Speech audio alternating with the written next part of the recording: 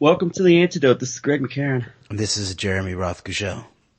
Okay, so we've got the first part of we read from the first part of Seth Abramson's proof of collusion regarding some of the machinations surrounding the December 2018 announcement of by Trump of the troop pullout from Syria, and I think in a lot of ways just how relevant it is to the current situation where you're seeing the same scenario seemingly play out with regards to pulling American military out of this area of Syria where, put in place to protect the Kurds from either Syrian and or Turkish aggression. In this case, it certainly appears to be Turkey and Erdogan, who the protection was said to be there for the Kurdish people.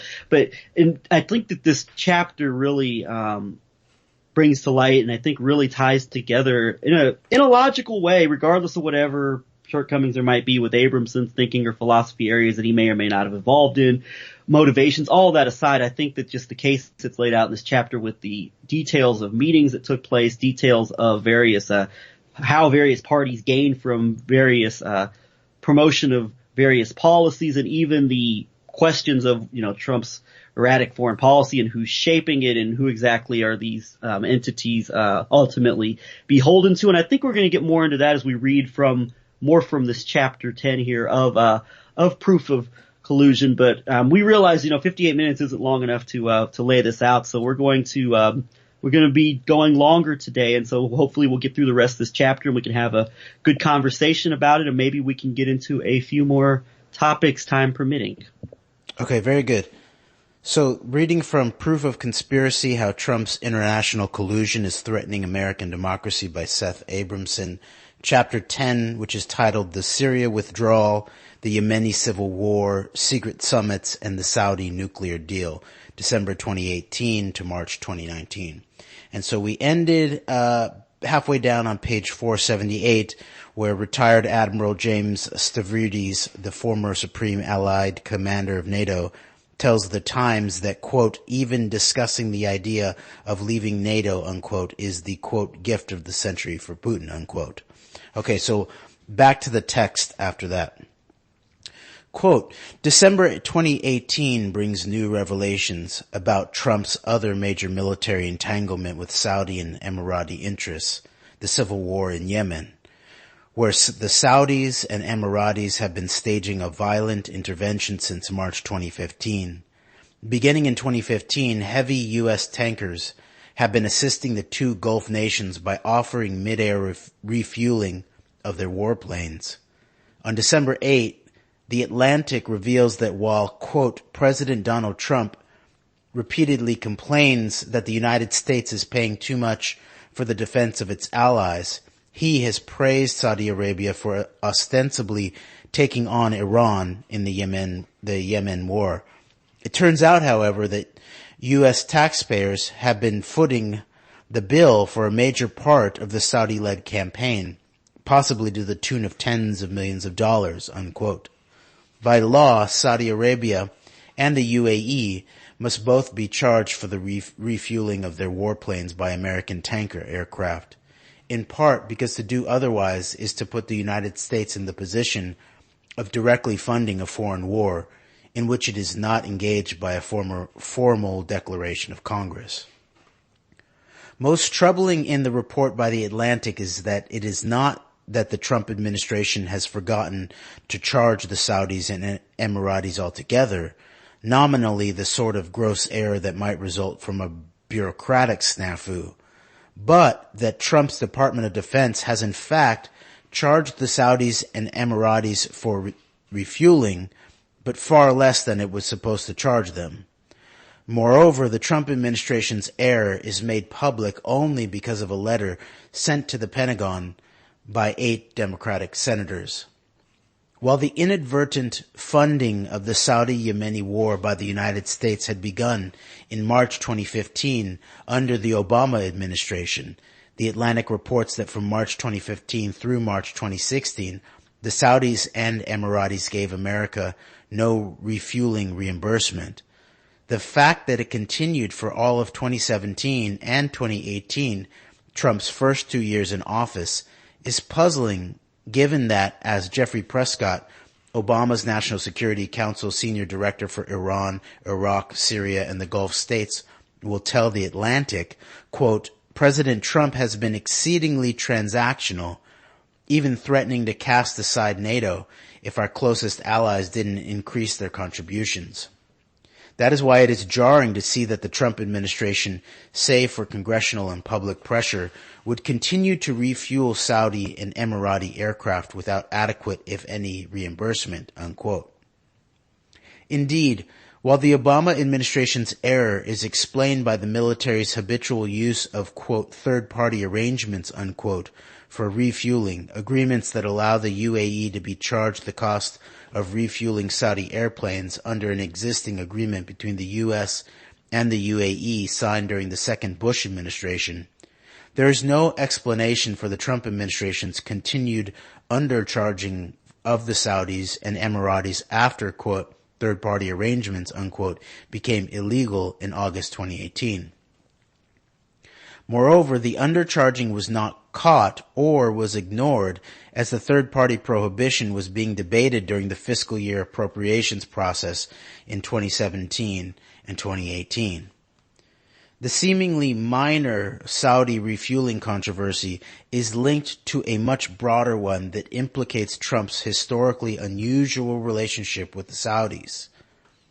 Whether the Trump administration is, in fact, the only reason the Saudis and Emiratis are able to make war in Yemen at all. In a September 2018 article in The Atlantic, the magazine criticizes Trump for a speech he gave to the United Nations General Assembly that month in which he, quote, signaled to Saudi Arabia that he would avoid criticizing its destabilizing actions in the Middle East, unquote, in favor of criticizing Iran exclusively for its actions in the region. But in fact, Trump had gone further, misrepresenting the Saudis and Emiratis' unilateral military interference in the Yemeni civil war as, quote, pursuing multiple avenues to ending Yemen's horrible, horrific civil war, unquote. When in fact, as The Atlantic notes, quote, Yemen's current conflict escalated dramatically in early 2015 when Saudi Arabia led a coalition of Arab countries to intervene in the war, unquote. The magazine goes on to call the war, quote, a humanitarian catastrophe, unquote, that has killed so many innocent civilians that the United States, quote, stopped counting, unquote, in 2016, just a year after MBS decided to go to war, when the number of innocents killed topped 10,000. As of mid-2018, the working estimate from the Armed Conflict Location and Event Data Project puts the total casualties of the Yemeni war, including civilians, at 50,000. Though this tracks deaths only from January 2016, 9 months into the Saudi-Emirati intervention, through July 2018. As important, the war had by July 2018 put 22 million people, 70% of all Yemenis, in need of humanitarian aid. Unable to stop Trump from supporting the Saudis and Emiratis' military adventures, or apparently Trump's Defense Department from bankrolling their efforts, Congress has, in bipartisan fashion, at least tried to get Trump to, quote, certify that Saudi Arabia and the UAE are taking demonstrable actions to avoid harming civilians and making a good faith effort to reach a political settlement to end the war. Congress required the administration to make this certification a prerequisite for the Pentagon to continue providing military assistance to the coalition, unquote.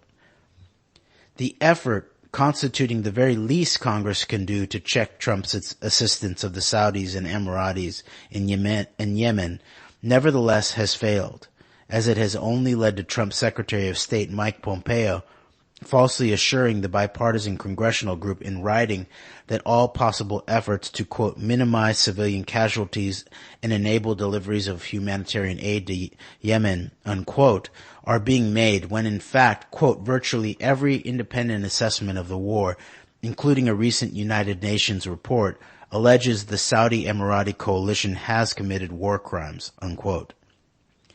As The Atlantic concludes, quote, the Saudis and Emiratis have largely ignored international criticism of civilian deaths and appeals for a political settlement, and the Trump administration's latest signal of support shows that strategy is working, unquote. On these facts, the conclusion that the Trump administration is knowingly enabling war crimes out of a benighted or simply pretextual belief that the Yemeni civil war is striking a blow against Iran is inescapable. The evidence that the Houthi rebels the Saudis and Emiratis are fighting in Yemen are a regional danger or were prompted to enter a civil war in September 2014 because of Iranian influence is scant. As The Atlantic notes, quote, beyond recent missile attacks on Saudi Arabia in retaliation for Saudi airstrikes, the Houthis have displayed little regional ambition, unquote. Now, thinking about this would be something that this type of analysis you'd think would be right up the alley of a lot of left commentators, but because Seth Abramson is not because Seth Abramson's not going along with the Russiagate collusion's a big nothing burger narrative, this gets ignored. But I think that this is a lot of this type of analysis you would think would be, you would think maybe the Jimmy Dore style left would be all over, but I guess not. I guess not. Okay. Middle of page 481 in Proof of Conspiracy by Seth Abramson. Quote, moreover, despite what the Saudis and Trump publicly contend, quote, several government researchers have shown that the Houthis did not receive significant support from Tehran before the Saudi intervention in 2015, unquote. There is evidence, therefore, that MBS has generated a proxy war with Iran in Yemen that might otherwise have been a domestic conflict. Trump's role in the Yemeni civil war has been not only to continue America's policy of broadly supporting the Saudi-led coalition there, but also to go above and beyond anything his predecessor had imagined.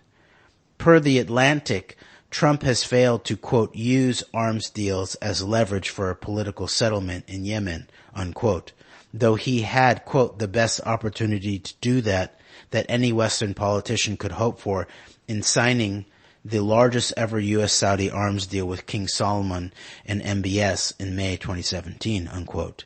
He has shown... Go for it. Yeah, people call Trump the most, pro-Israel president in American history, most pro-Zionist, particularly by his policies, which have done so much to benefit the extreme hardline elements in Israel and globally, basically. But, same could be said for Trump, the most pro-Saudi president in American history, it seems like, when you just think of this kind of relationship here. Of course, people might say, well, what about the Bushes? But I think that, a strong case could be made for this as well with Saudi Arabia. And I think that the answers to Trump's, very questionable at best, very interesting allegiances to perpetuating these policies related to both Israel and Saudi Arabia, I think a lot of those answers to those questions can be rooted in this, in the same type of, research and same type of, information gathering regarding the nature of these entities that someone like Trump, perhaps at the end of the day, really is beholden to.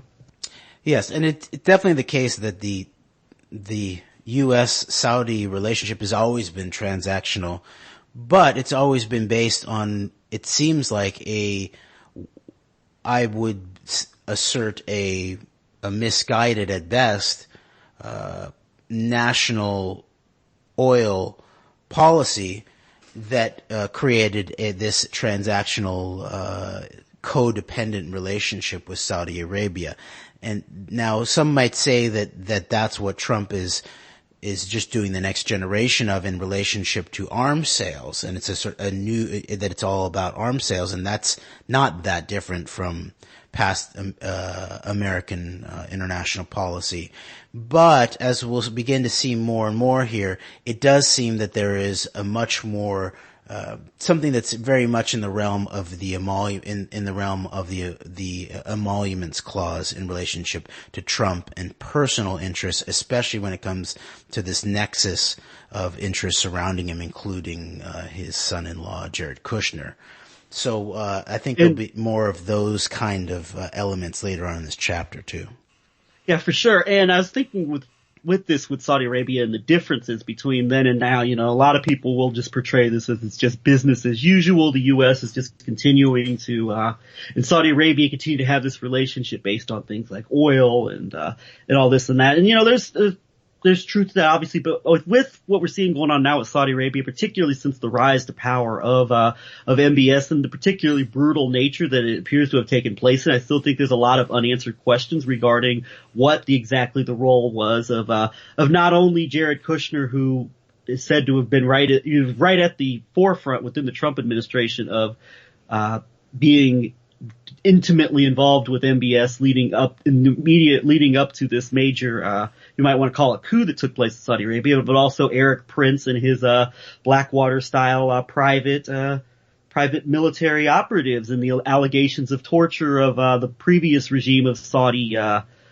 royals, and they were basically purged out. But there are some differences in terms of the policy we're seeing now with the Trump administration in Saudi Arabia, much like with Israel, where you see in this move to support the more hardline objectives of Zionism, such as just the taking away of any even pretense or of facade of American support or even handedness when it comes to Israel and the Palestinians, support of unlimited settlement building, movings of the embassy to Jerusalem, the recognition of the Golan Heights as belonging to Israel. You're seeing the same with Saudi Arabia, for the first time ever, and we've talked about this before, where this U.S. alliance with Saudi Arabia is based on things like oil and protecting various, geopolitical interests, but it's always been a Saudi Arabia that has never been publicly supportive of the actual recognition of the state of Israel, and has always at least publicly given the impression that, that Saudi Arabia is not going to abandon the Palestinians, that issue remains a contention with Israel, and you've always had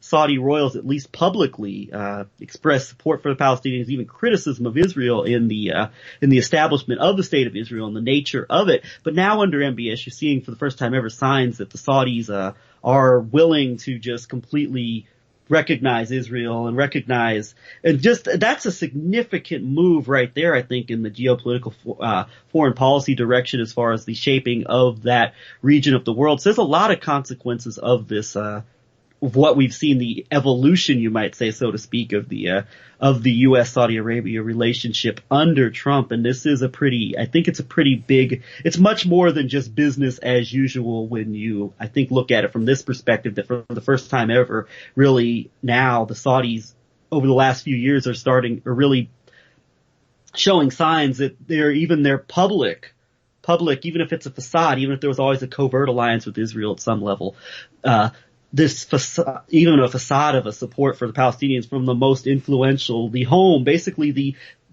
of, in many ways, I don't want to get people, I don't want to say the wrong thing here, but obviously Saudi Arabia is home of the most holy sites in all of Islam, and for this to happen in this period of time with Saudi Arabia under MBS to make this kind of dramatic shift, I think that's very important. And I don't know how much it's being analyzed, but I think it's much more than business as usual. No, I completely agree with you, and that it's that the stunning constellation of the rise of this pseudo-populace who was really placed, it looks like, in power in terms of Trump, especially when you bring in the background of Cambridge Analytica, especially in an axis or a conjunction with things like that were much more covert, such as Psy Group, which still has not been fully unpacked about what role Psy Group was playing. And Cambridge Analytica sort of represents, of course, it's UK. There's a UK contingent.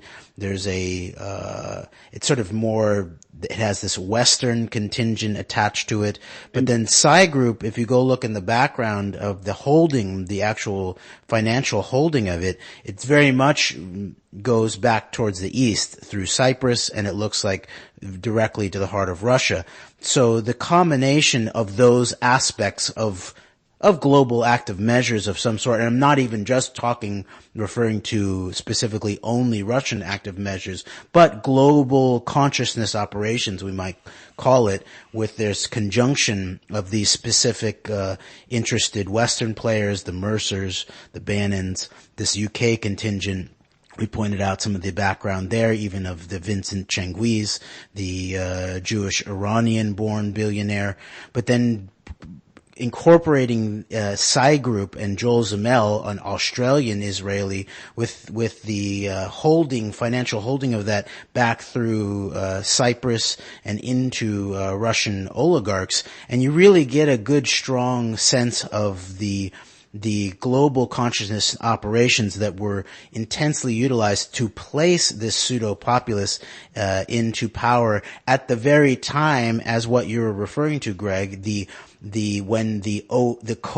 longer term covert Saudi Israeli or even maybe Sunni Arab Israeli alliance that has been being brewed for a little bit now, then goes mainstream, is rolled out on the surface. I mean, even when we were at the Dennis Ross event at the Kansas City Public Library in May of 2016, in the wake of Ross writing these sort of incendiary op-eds, and now actually Richard Silverstein has pointed out that Ross had actually had been working in conjunction with people like Elliot Broidy and on behalf of some of these foreign powers.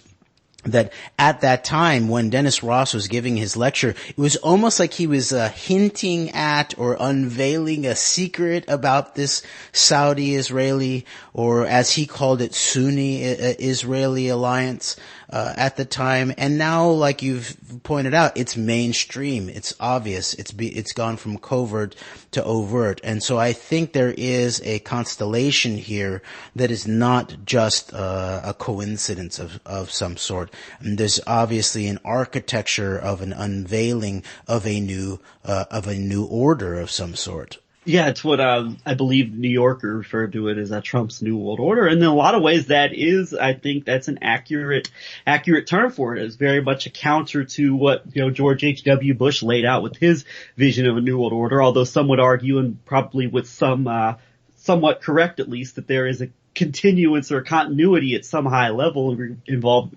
all these parties. But it is, I think, an accurate assessment. It does, at least on the surface, fly in the face of the New World Order that's long been talked about within the U.S., the U.S. establishment of the post-World War II world and all of this. But I think that's an accurate term. And real quick, before we get back into the chapter, I hammer this home a lot on our shows because I think it's important. But when you think about Cambridge Analytica, you think about SCO Group and Psy Group and all these various basically weapons of psychological warfare in some ways you could refer to it as. I always go back to the fact that it was Breitbart. It was a site that I think pretty much can be, without a doubt in my mind, is the most Zionist Western media outlet there is. I don't think it's close as far as mainstream media outlets. Right at the forefront of Donald Trump's election, right at the forefront of the Brexit movement, which is key to not only Russia, but also to Israeli ambitions, both Israeli and Russian ambitions, it seems, to split apart the European Union if Michael Oren, the former, U.S. ambassador to Israel, is to be believed. And I believe him when he says that Israel benefits from a weakened European Union. And then also, obviously, the MBS factor in here. And it was this very Zionist media outlet that was right at the forefront of promoting all of these. I dare say that none of this, a lot of these moves, Brexit, certainly not Trump, would have been possible without this media operation and this bigger psychological warfare operation that I think a lot of people just want to say is just all about Israel. But I think it's as strange, as hard as it might be as hard of a concept as it might be for some, including myself for a long time. It's about much more than that. There's a much bigger global game going on here. And I think that this is all a big part of that. And I do then, now you've got me thinking about Breitbart is a crucial piece to all of this in understanding this larger network. And I went to this interesting conference at KU I believe it was in the fall of 2017, where it was sort of like a data analytics in relationship to the humanities conference, and they were showing the graphs, the media graphs of the 2016 campaign. And I've mentioned this before on The Antidote, that Breitbart was the major epicenter of the Trump campaign, very obviously. And people who were paying attention and knew that that so-called alternative media was the new domain of actual political power. And especially when you then factored in the InfoWars Breitbart, I actually think those two combined were the key components to the so-called grassroots, the faux populist aura that was cloaked around Donald Trump in 2016. So I've said, yeah, Breitbart was the Death Star of the Trump campaign. But then, so then people we talked about this, and I believe in our extended conversation coming down from maybe the Iowa State Fair, where we were analyzing the moves of people like Lee Stranahan, who was operating out of Breitbart during those much of that Trump campaign, or even the people like Rick Wiles at True News, and how their public rhetoric, their journalistic rhetoric, even at that time, was mimicking what was being held down in an installed journalistic psyop fashion at Breitbart at that time, and both since have evolved to where the focus was on the anti-Muslim, to now more and more the anti-Jewish in a certain way in relationship to Rick Wiles, and with the Lee Stranahan, I would say the anti-Israeli, and now where Lee Stranahan goes from one certain poll, the Breitbart, where it's obviously they have a pro-Israeli strong Zionist bent, to now Sputnik, which is sort of anti-Zionist. There's a strong openness to anti-Zionism at Sputnik, but then there's a whole nother fold of sort of pro-Putinism that comes along with it. Yes, I believe Avigdor Eskin, who was ultra radical Zionist religious figure who was even said to have placed a quote curse on Yitzhak Rabin prior to his assassination, has written op-eds for Sputnik and has done interviews, I believe, on Sputnik. So it's, that's a very strange web there at Sputnik. I've got to start paying more attention to Sputnik as an outlet. But apparently, Lee Stranahan, for all of his fallings out with Breitbart and his discomfort with what Breitbart's doing, apparently he still feels comfortable enough to invite Jim Hoft of the Gateway, I call it Jerusalem pundit, who was right there with Andrew Breitbart and Benjamin Netanyahu at the 2007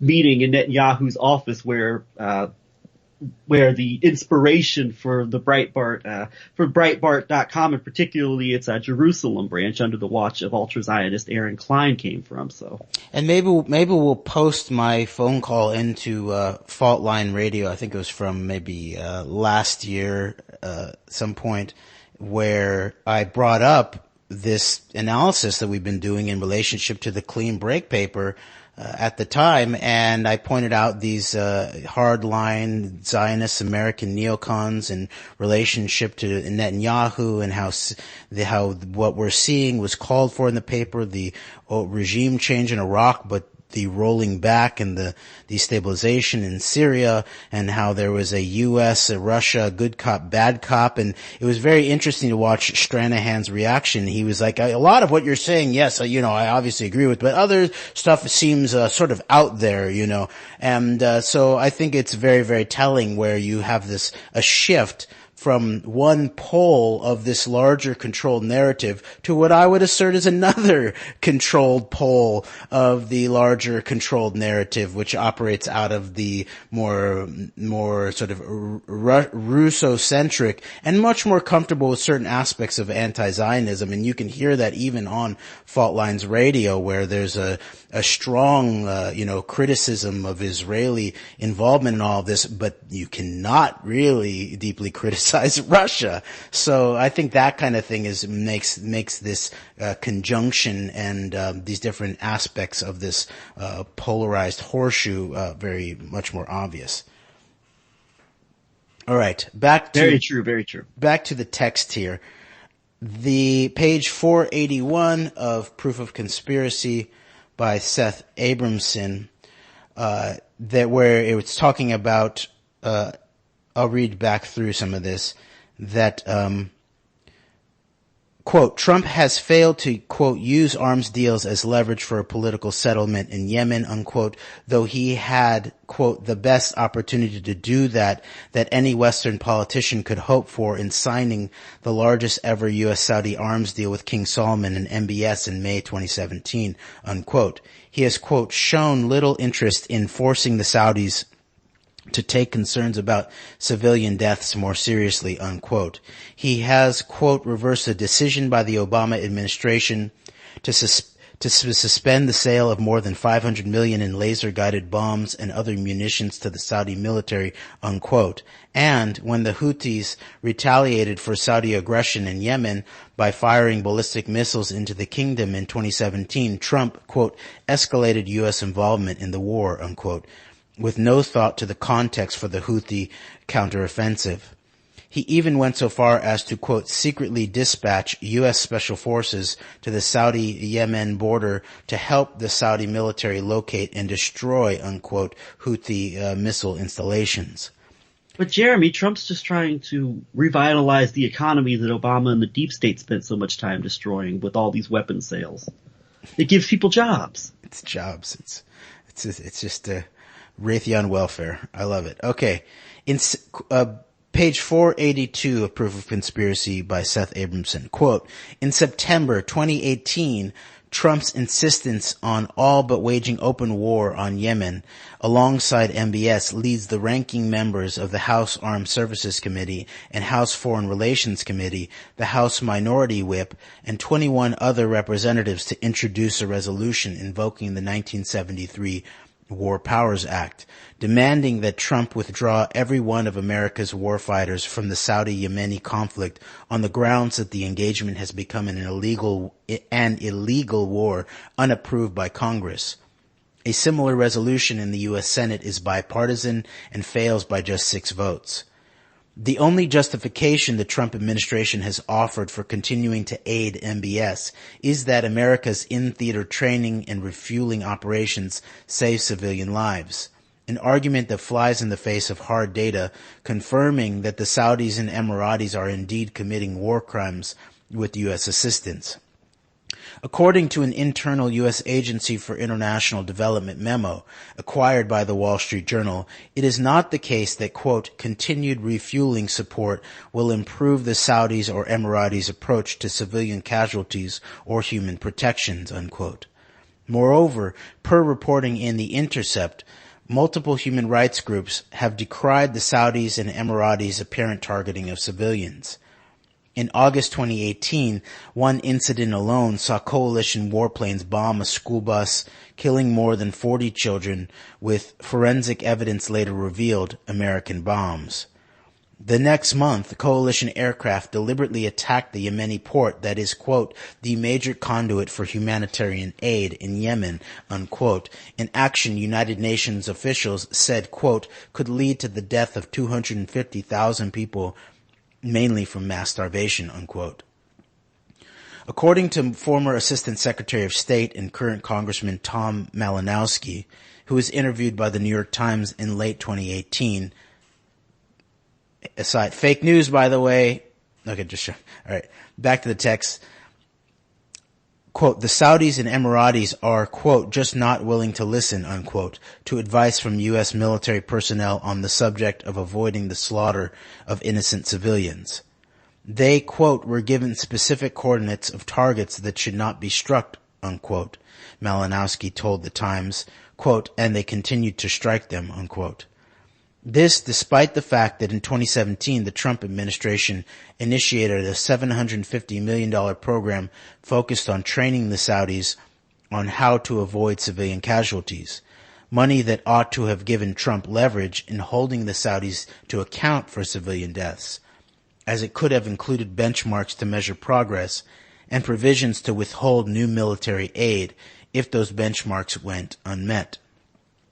Without such benchmarks, the Saudis and Emiratis have been able to, as Malinowski describes it, exhibit, quote, willful disregard of advice they are getting, unquote, regarding airstrike targeting and avoidance of collateral damage. By December 2018, concern over Trump's support for MBS's Yemeni adventures boils over into a successful Senate vote to end U.S. involvement in the coalition's campaign. The Republican House refuses to take up the legislation, but the bill will pass in bipartisan fashion in February 2019 once the Democrats take control of the lower chamber of Congress. In March 2019, the Senate again passes the bill with bipartisan support, establishing the humanitarian crisis in Yemen and the systemic cruelties of the Saudis and Emiratis' military campaign there as one of the few issues in recent memory that is both of significant moment and the subject of any concurrence whatsoever between the two political parties. Trump immediately vows to veto the measure, which he thereafter does. An attempted Senate override of his veto fails in May 2019. And aside here, this actually sort of reminds me of the JASTA episode during the Obama administration.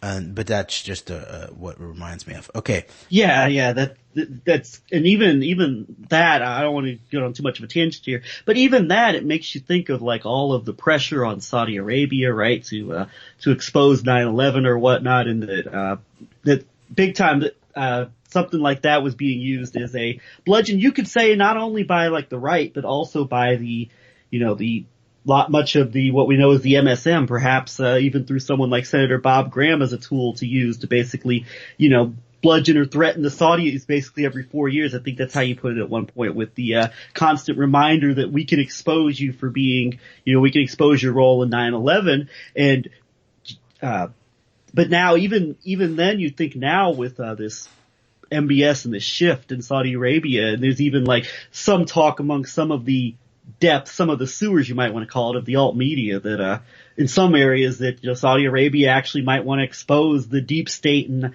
9/11. And so you can even look at this shift in Saudi Arabia, that now that this has happened with regards to September 11th and keeping the official narrative, or keeping the media friendly narrative, I guess, the acceptable narrative that Saudi Arabia had a primary role in it, even with this shift now with these, now that the Saudi deep state has been removed, you even think that at some level there's even an understanding amongst these that the new royal family, they would be totally willing to throw the old corrupt Saudi deep state under the bus for 9/11.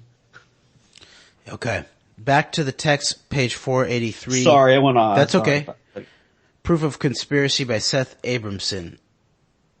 Quote, in March 2019, the first fruits of the new U.S.-Saudi-Russian axis manifest, with the three nations, quote, shocking, unquote, delegates, quote, from around the world, unquote, during a global climate conference in Poland, when they are the only countries to, quote, object to a statement welcoming the latest scientific report on the impact of man-made climate change, unquote. At the three new allies' insistence, the quote-unquote key scientific report is not adopted by the conference. The same week, Qatar, an old U.S. ally left out of Trump's new Middle East axis, announces that it may depart OPEC, the Organization of the Petroleum Exporting Countries, due to its treatment at the hands of Saudi Arabia and its Sunni allies in the Gulf. The Associated Press warns that, quote, Qatar's decision throws into question the viability of the OPEC cartel, unquote. And aside here, I believe that this was also, there was also part of this had to do with the sitting on for a year of the Al Jazeera documentary that exposed the Israeli Strategic Affairs Ministry's involvement in psychological operations and propaganda against American students and citizens in the United States of America under the cover of Israeli lobby organizations and think tanks, such as the Foundation for the Defense of Democracy, I think was one of them, one that was named. So I believe that is in the background. And wasn't it Avigdor Lieberman, who had been the head of the Ministry of Strategic Affairs I think maybe even at the time, I believe, of when it was said that that Paul Manafort was working on laundering propaganda accusing Hillary Clinton and surrounding people of anti-Semitism, and it was said to have been washed via Avigdor Lieberman, I think, while he was heading the Ministry of Strategic Affairs in Israel, and then on to Ben Shapiro, who, wasn't he at that time, was at Breitbart, I believe, is the timing of all of that, I think, Greg. Okay, so moving on. Sorry, I was going to say, this information with Lieberman and Manafort, I want to say, came out in the time period, I don't have the exact time period, but right in the 2012 to 2014 time period, right, is it seems in the lead up to the explosion that took place, of course, with the Crimea events in March 2014. But Lieberman was Minister of Strategic Affairs from October of 2006 until his resignation in January 2008, and then served as But also, it's an interesting note here is that the Ministry of Strategic Affairs was created in 2006 for Avigdor Lieberman. Oh wow, okay. So maybe I think maybe then my timing was wrong in terms of Lieberman may have actually been at the head of foreign affairs at that. He may have been the foreign Minister of Foreign Affairs at that point. But yes, that is interesting, Greg, that I did not know that the Ministry of Strategic Affairs was created for Avigdor Lieberman, who is a credibly accused longtime Soviet and then Russian mole. So then similarly, the ways that aspects of Israeli intelligence can be seen as a cloaked aspect of formerly Soviet, then now Russian intelligence, the idea of the Ministry of Strategic Affairs, which is so obviously been exposed, intensely operating domestically in the United States of America against American citizens and our First Amendment protected activities, such as boycott, divestment, sanction activities, and all of that puts a whole new understanding around that specific ministry potentially. Yes, and so real quick, I'll read a little bit from this Wikipedia entry on the Ministry of Strategic Affairs. Just a quick paragraph here. The ministry was created in 2006 for Avigdor Lieberman, who's, I'm going to butcher the name of this, Israel Beitin, I can't pronounce the name of his party. Israel Beitun, I think it's called Beitun. Beitun, okay, I'll go with that. Beitun party had just joined the governing coalition. Lieberman had demanded the internal security post, but at the time was under police investigation, and the post was already held by Avi Dichter. As a result, a new post and ministry were created. Isn't that nice? With the role of coordinating security, intelligence, and diplomatic initiatives regarding Iran and other strategic threats, reporting to Prime Minister Ehud Olmert. Lieberman left the government on January 18, 2008, and the ministry was closed down in April 2008. In 2009, it was resurrected and reproposed under Prime Minister Benjamin Netanyahu. The ministry maintained a low public profile due to its responsibilities for foreign spy operations, particularly illegal surveillance and subversion operations targeting BDS activists and others in the United States, according to a documentary by Al Jazeera Alabi. Well, what pops immediately in my mind is how there's a certain strange parallel with the addition or the reorganization, both the addition of agencies, but also the rearranging of these national security and intelligence aspects post 9/11 in the United States of America, where you have the addition of the Department of Homeland Security, which very quickly the second chief of it becomes Michael Chertoff. And Michael Chertoff not only, the son of an apparent Mossad agent, his mom, but also involved in this Carbine 911, nexus that includes Peter Thiel, right? Of course, it includes the highest levels of Israeli military intelligence and technical intelligence, Unit 8200, but also aspects in relationship to Black Cube, but then also people like Victor Vekselberg, who is deeply connected as an oligarch to Putin. And then also people like Lital Lashem, who's operating out of Israeli intelligence, but then is also involved with the Eric Prince connection of Frontier Services Group, which is very much connected to the aspects of Chinese intelligence and Russian intelligence and the usage of the Belt Road Initiative and as ostensibly a mode for expanding economic relations and openness around the world.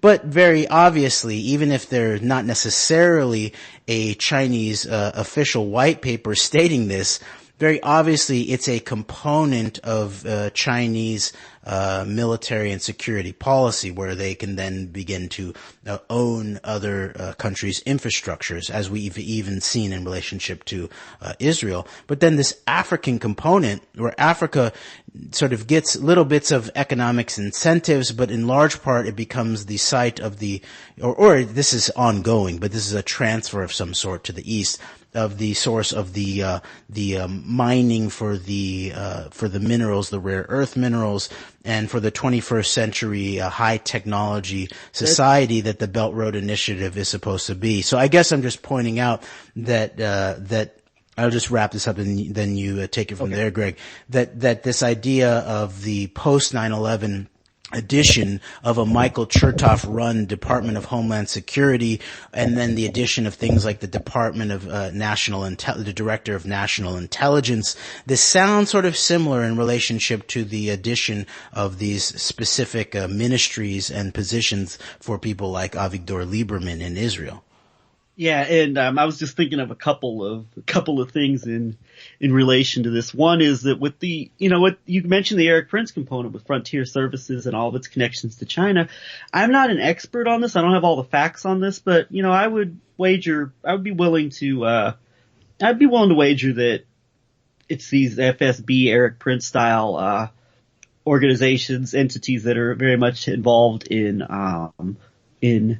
the whatever means that China is using in its own, it seems, its own benefiting from the war on terror when it comes to its own Muslim population, that a lot of people maybe that fall in certain aspects of the left, might just dismiss as being not true or fake news, or even praise China for its tolerance. But, the means of China's own, that would make sense to me considering the role Eric Prince has played in other parts in the world, that there is this, a synthesis with China's own domestic goals regarding elements of its Muslim population and the roles of these type of Eric Prince style groups to perhaps help the Chinese government deal with its own war on terror in the process of China being portrayed as the greatest threat to world peace from all of Eric Prince's friends in the within the Breitbart Mercer sphere of influence. And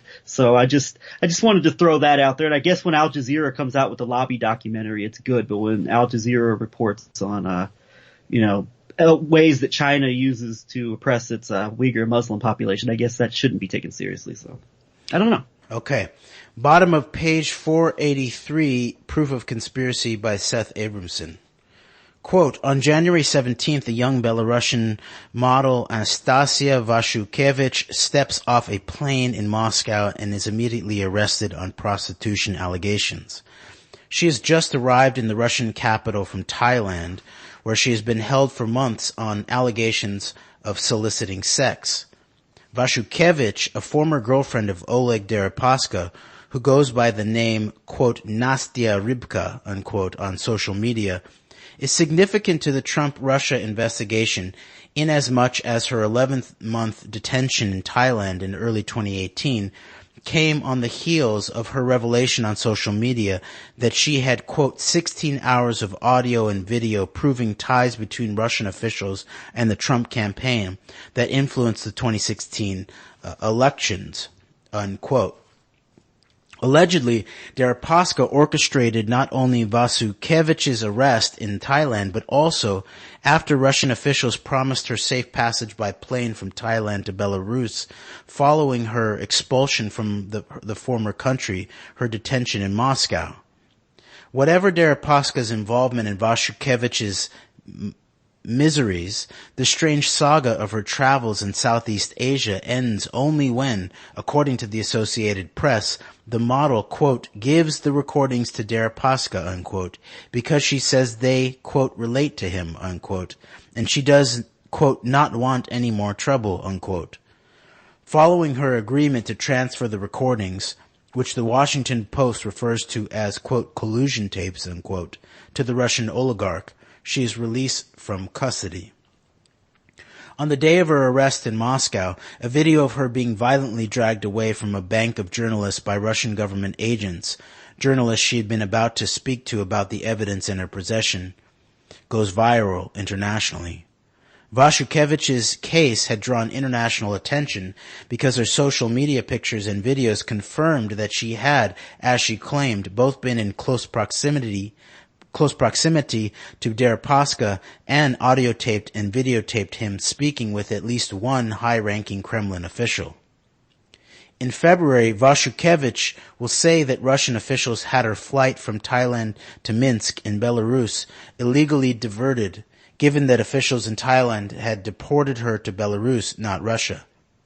Meanwhile, international media continue to refer to Deripaska as a central figure in the Trump-Russia scandal, with one outlet, The Guardian, suggesting the oligarch may be the, quote, missing link, unquote, in the whole affair, given his ties to Paul Manafort and involvement with the Manafort-Kilimnik, quote, Ukraine peace plan, unquote. In February 2019, CNN will reveal that, quote, Saudi Arabia and its coalition partners in Yemen have transferred American-made weapons to al-Qaeda-linked fighters and hardline Salafi jihadi militias in violation of their agreements with the United States, unquote. The cable news outlet will report, too, that the Saudis and Emiratis have allowed American weapons sold to them by the Trump administration to, quote, make their way into the hands of Iranian-backed rebels battling the Saudi-Emirati coalition, exposing some of America's sensitive military technology to Tehran and potentially endangering the lives of U.S. troops, unquote. In light of ongoing revelations regarding clandestine efforts by Trump and his allies to transfer sensitive nuclear technology to the Saudis, the concluding observation in CNN's report seems prescient. Quote, the revelations raise fresh questions about whether the U.S. has lost control over a key ally presiding over one of the most horrific wars of the past decade, and whether Saudi Arabia is responsible enough to be allowed to continue buying the sophisticated arms and fighting hardware, unquote. In some cases, CNN found, the Saudis and Emiratis were actually selling American military equipment to dangerous third parties. In other instances, the coalition was simply abandoning it for whoever happened to come across it thereafter. In several instances, pro-Saudi militias have even formed alliances with al-Qaeda, leading to U.S. military equipment moving directly from the U.S. government to the Saudis to al-Qaeda allies. One such pro-Saudi militia, the Abu Abbas Brigade, founded by a man Abu Abbas, the United States declared a terrorist in 2017, not only, quote, enjoys support from the Saudi coalition, unquote, but was actively, quote, absorbed into the coalition-supported 35th Brigade of the Yemeni army, unquote. There's also been, per CNN, a documented instance of the Saudis indiscriminately airdropping for local pickup U.S. anti-tank missiles in a region of Yemen in which al-Qaeda was operating at the time. The Saudis refused to speak to CNN about its report, while the Emiratis denied having violated any agreements with the United States, even after confronted with evidence that equipment signed for by them had ended up in a jihadi camp. Okay, and aside right here, I'm pretty sure the subtext here that Abramson does not talk about, does not have the background to talk about, maybe even sort of is unwilling to deal with the actual American history, is that this is probably actually covert policy that is being potentially unfolded via this relationship with these allies. Now, it could be, of course, certain factions, but that's what it looks like to me. But that's just an analytical assertion by me. Back to the bottom of page 485, Proof of Conspiracy by Seth Abramson.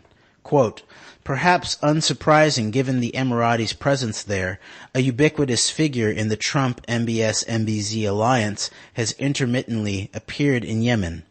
Mohammed Dalan, the security advisor to MBZ, who during the Saudi-Yemeni war is acting as both the Emirati prince's conduit to Putin and his in-theater assassination squad coordinator. While Dalan has for some time been operating a hit squad in Yemen that uses Israeli spyware, toward the end of 2018, additional focus is placed on the shadowy Gulf state operator, in part because of the murder of Jamal Khashoggi. In late 2018, Yeni Safak, a Turkish newspaper, alleges that it was Dalan's, quote, cover-up team from Lebanon, unquote, that went to Istanbul shortly after Khashoggi's murder to, quote, help hide traces, unquote, of the gruesome execution. Given Dalan's past meeting with Trump envoy Eric Prince in the Seychelles in January 2017, a meeting Prince hid from Congress while under oath, the infamous Palestinians' involvement in the highest-profile murder of an American in 2018 would, no matter its extent, be politically problematic for the Trump administration. Yeni Safak alleges that Dalan, quote-unquote, dispatched one of the two crews tasked with covering up Khashoggi's kidnapping, torture, dismemberment, assassination, dissolution, and incineration. According to the Turkish media outlet, Dalan's team spent 3 nights in Istanbul and was captured on surveillance footage seized by the Turkish government in the wake of Khashoggi's disappearance. The Middle East Monitor not only re-reports the Yeni Safak story, but notes that Dalan's team, quote, used fake passports to travel and carried tools and chemicals, unquote. The UAE, through its Minister of State for Foreign Affairs, will accuse Yeni Safak of making up the story that Dalan was involved in Khashoggi's murder, an allegation that Dalan himself also denies, though how convincingly, given his other activities in the Middle East, is another matter. According to Jordanian news outlet Al Bawaba, by November 2018, Dalan has earned the nicknames, quote, the hitman, unquote, and, quote, the strongman, unquote, for his years of work on behalf of MBZ. The Jordanian journalists, in reporting the Yeni Safak article on Dalan's alleged assassination squad in Istanbul, a significant fact given Jordan's uneasy alliance with the Saudis and Emiratis, in contrast to Turkey's top-line hostility to both, further accused Dalan of, quote, spying for Israel, unquote, and orchestrating assassinations in countries other than Yemen, including Jordan. Al-Bawaba also closes the circle between two Red Sea conspirators, MBZ and El-Sisi, by accusing Dalan of being, quote, involved in forming a counter-revolutionary movement supported by the UAE to curb the consequences of the 2011 Egyptian revolution, unquote, in a way that made substantially more likely the nation's 2013 military coup, in which El-Sisi participated as Minister of Defense, and El-Sisi's subsequent mid-2014 quote-unquote election, with 97% of the vote as Egypt's president. Sorry, with El-Sisi, I just have to throw in a little caveat with El-Sisi that, friend from as far as I can see, friend of both, friend and ally of both Netanyahu and Putin, and also who Tulsi Gabbard back before her, run for president and the shaping of trying to be less overt with some of her more hawkish previous rhetoric as far as the war on terror goes, back when she was still going on Fox News and other outlets to talk about how Obama won't call radical Islam what it is. I mean, she was in Egypt in November 2015 with Russia's favorite, now former Congressman Dana Rohrabacher. I wonder what the nature of that was. I would just point out that someone like Tulsi Gabbard, who, in addition to not boycotting either the deep meetings with El-Sisi, nor will she boycott going to the Democratic Party debate tonight. But she also seems to me to be on this similar kind of rhetorical trajectory that lines up with this whole Breitbart crew, where around the time in the run-up to the end of the Obama administration and the run-up to the 2016 elections, there's the intense focus on the not enough hard line towards the naming the enemy of the Islamic radical terrorists, and now moving into some kind of pseudo non-interventionism, anti-regime change war, without ever even naming clean break or destabilization wars or dirty wars, as continues to rage on in Syria. And just like the Trump quote unquote America First base, you have to come off as more quote unquote patriotic than the rest. So you have to constantly cite your military service and how Al Qaeda attacking us on September 11th made you want to join the military. So. Okay, so page 487 of Proof of Conspiracy by Seth Abramson. Quote, if all of these allegations are true, Dahlan not only was involved in Jamal Khashoggi's murder as an accessory alongside one Red Sea conspirator, MBS, but works for another conspirator, MBZ, helped put a third conspirator into power, El-Sisi, is MBZ's chief conduit to an out-of-region co-conspirator, Putin, and is both accused of spying for and using the spyware of a military run by yet another co-conspirator, Netanyahu.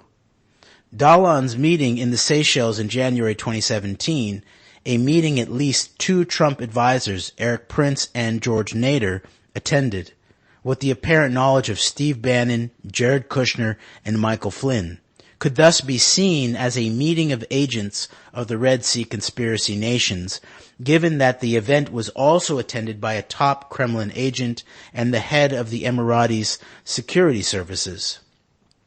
That the UAE, Israel, Egypt, and Jordan, with the assent of Saudi Arabia, if history is any guide, also sought to put Dahlan in charge of the Palestinian Authority in spring 2016, only underscores the Palestinian exile's seeming centrality to the Red Sea conspiracy. Throughout the atrocities in Yemen and Istanbul, writes The Atlantic, quote, Saudi and Emirati leaders have been emboldened by the Trump administration's unconditional support. The Saudis receiving this level of support for such a brutal course of conduct would be not just improbable, but politically impossible were MBS not such close friends with both Jared Kushner and his father-in-law, and would be unlikely to be a political risk worth taking for either Trump or Kushner if they had not received substantial benefit from the Saudis and their allies in turn. As The Atlantic concludes, quote, Trump has shown little sign of pressuring his Saudi and Emirati allies, at least of all over Yemen. The only realistic check left is in Congress, where more voices are asking why the world's most powerful country is helping to perpetuate the world's worst humanitarian crisis, unquote. At the beginning of 2019, Trump makes an unusual statement that suggests, not for the first time, his inexplicably enhanced access to and susceptibility to obscure Kremlin talking points. The Russian propaganda Trump publicly parrots, which prompts MSNBC to report that Trump is, quote, curiously well-versed in specific Russian talking points, unquote, consists of two false claims the president makes on January 2nd, 2019. An aside, before I read these two claims, you were just reminding me, Greg, that Trump retweeted a statement of Sputnik radio employee John Kiriakou, correct? Yes, on Tucker Carlson's show. I don't have the exact quote in front of me. But Kiriakou was Trump was, to paraphrase, Trump was quoting John Kiriakou, referring to the Ukraine whistleblower as not being legitimate. So. And Kiriakou's a whole nother figure we don't have time to get into at this point, but he puts himself forward as a real whistleblower. But I would point out too that it's around things like September 11th, which he was really at the core of some of the, what might be called the intelligence legend of September 11th, especially in the post 9/11 world, which is where his whistleblowing comes from, is in relationship to post 9/11 torture. But Kiriakou was working at, it looks like, in conjunction or in relationship to the Cheney cell. And go look at his even post whistleblowing work in relationship to 9/11 Truth. And actually, this is where I really got this is where I was blocked by Abby Martin, was when I pointed out that she had appeared in I think it was a Fusion channel documentary or show about this post 9/11 operation in Pakistan, and it really reinforced the official 9/11 lies. And Kiriakou was the central figure in that. And I pointed out that this seemed to be like agit propaganda that was under the guise of being anti-torture, potentially, was actually reinforcing the reason for the torture in the first place, and over the overarching lie of September 11th coming allegedly out of the hills of Afghanistan and in relationship to networks in the streets of Karachi. So I just wanted to point that out, that it's interesting, quote unquote, whistleblower who Trump then gives platform to on his own Twitter account. Yeah, here's the quote. I don't think it's a whistleblower at all. I think this is an anonymous source for the Democratic staff in the House of Representatives. This is an insult to real whistleblowers. Actual whistleblowers go on to have their whole lives upended. John Kiriakou. And Kiriakou responded to Trump posting this, "Thank you, @real Donald Trump. Please pardon me." Interesting. Okay. Wait, but isn't there a bit of a moral dilemma for Kiriakou when he was such at least publicly outspoken critic of the Bush administration's torture techniques, and considering that President Trump is tripled and quadrupled down, at least in rhetoric, of being supportive of the kind of things that Kiriakou was said to have blown the whistle on? Yeah, and escalated the terror wars and the military strikes. And I mean, it's incredible that these elements who are supposedly the conscience of the American dissidents, all appear to somehow continually run cover for aspects of Donald Trump where, yes, they do effective whataboutism, which is in many cases fair and truthful in relationship to the Democratic establishment and the Obama administration's war crimes and assault on whistleblowers. But they somehow then also are always able to run cover for these really deep evidence of international criminal networks in relationship to this grand collusion, and like the traditional media that they purportedly despise so much. Yes. And one more point on actually go ahead. Okay. All right. So back to the text, page 488, Proof of Conspiracy by Seth Abramson. Okay. So this is about two false claims the president makes on January 2, 2019. First, that Soviet military involvement in Afghanistan in the 1980s caused the downfall of the Soviet Union. Second, that the Soviets' military engagement with Afghanistan was necessitated by the presence of terrorists in the latter country. The Washington Post. This is interesting. This is interesting information to me too. Okay, back to the text. The Washington Post will note that the second statement is so beyond the pale in international diplomacy that, quote, the most shameless Soviet propagandists would never claim it. You can read all Soviet media in the 1980s and never find anything this ridiculous, unquote. Moreover, despite the fact that the United States effectively was fighting a proxy war against the Soviet Union in Afghanistan by way of arming Russia's adversaries, the Mujahideen, Trump will say that the Soviets were, quote, right to be there, unquote, even though they were fighting U.S. allies. When Trump adds that, quote, a lot of these former Soviet republics you're reading about now are no longer part of Russia because of Afghanistan, unquote, the totality of his message becomes clear.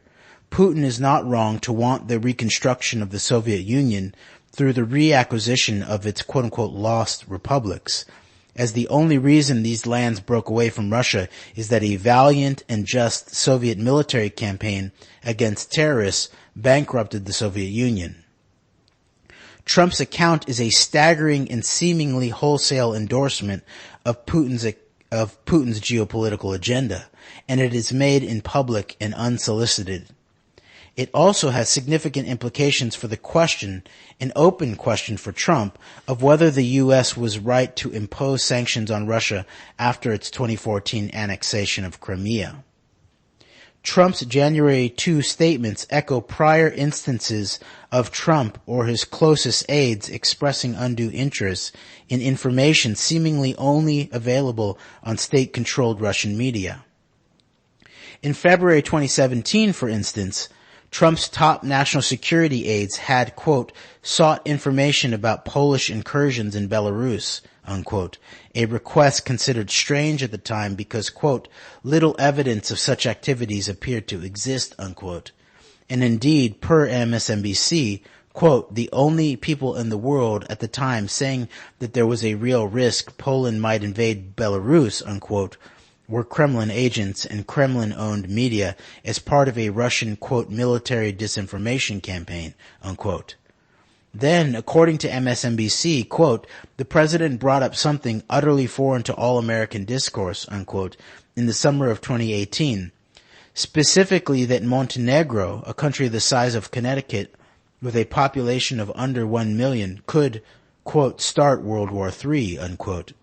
A canard about the advisability of NATO allowing Montenegro to join its ranks that was once again native, exclusively to Kremlin military propaganda. Trump publicly and on camera, quote, shoving the prime minister of Montenegro out of his way, unquote, while walking to a photo op at the 2017 NATO summit in Brussels, was therefore seen as a suspiciously aggressive, unpresidential gesture toward the leader of a country that, in the last few years, only Russia had been entangled with in any sort of significant international intrigue, with the Kremlin being accused of attempting to foment a coup in the tiny country. That Trump's needless shove was internationally televised meant, of course, that his symbolic dismissal of the country of Montenegro was broadcast around the world, including in Moscow. Just a few weeks after the incident in Brussels, Trump rejects a U.S. intelligence assessment indicating a recent North Korean intercontinental ballistic missile test on the grounds that Putin had told him, quote, North Korea did not have the capability to launch such missiles, unquote. Trump thereafter falsely calls the missile launch, which had indeed occurred, a quote-unquote hoax.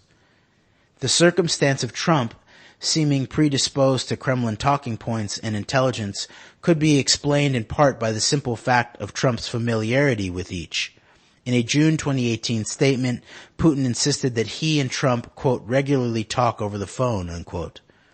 Reports in the United States, relying on White House readouts of important phone calls, have itemized only 8 Trump-Putin phone calls in Trump's first 18 months in office. However, suggesting that calls may have occurred that were not formally recorded or even acknowledged by Trump to his aides after the fact. While an, quote, administration official, unquote, told CNN at the time of Putin's June 2018 statement that, quote, the White House puts out readouts for every call Trump has with Putin, as it would have been a disaster if news leaked of a secret call, unquote.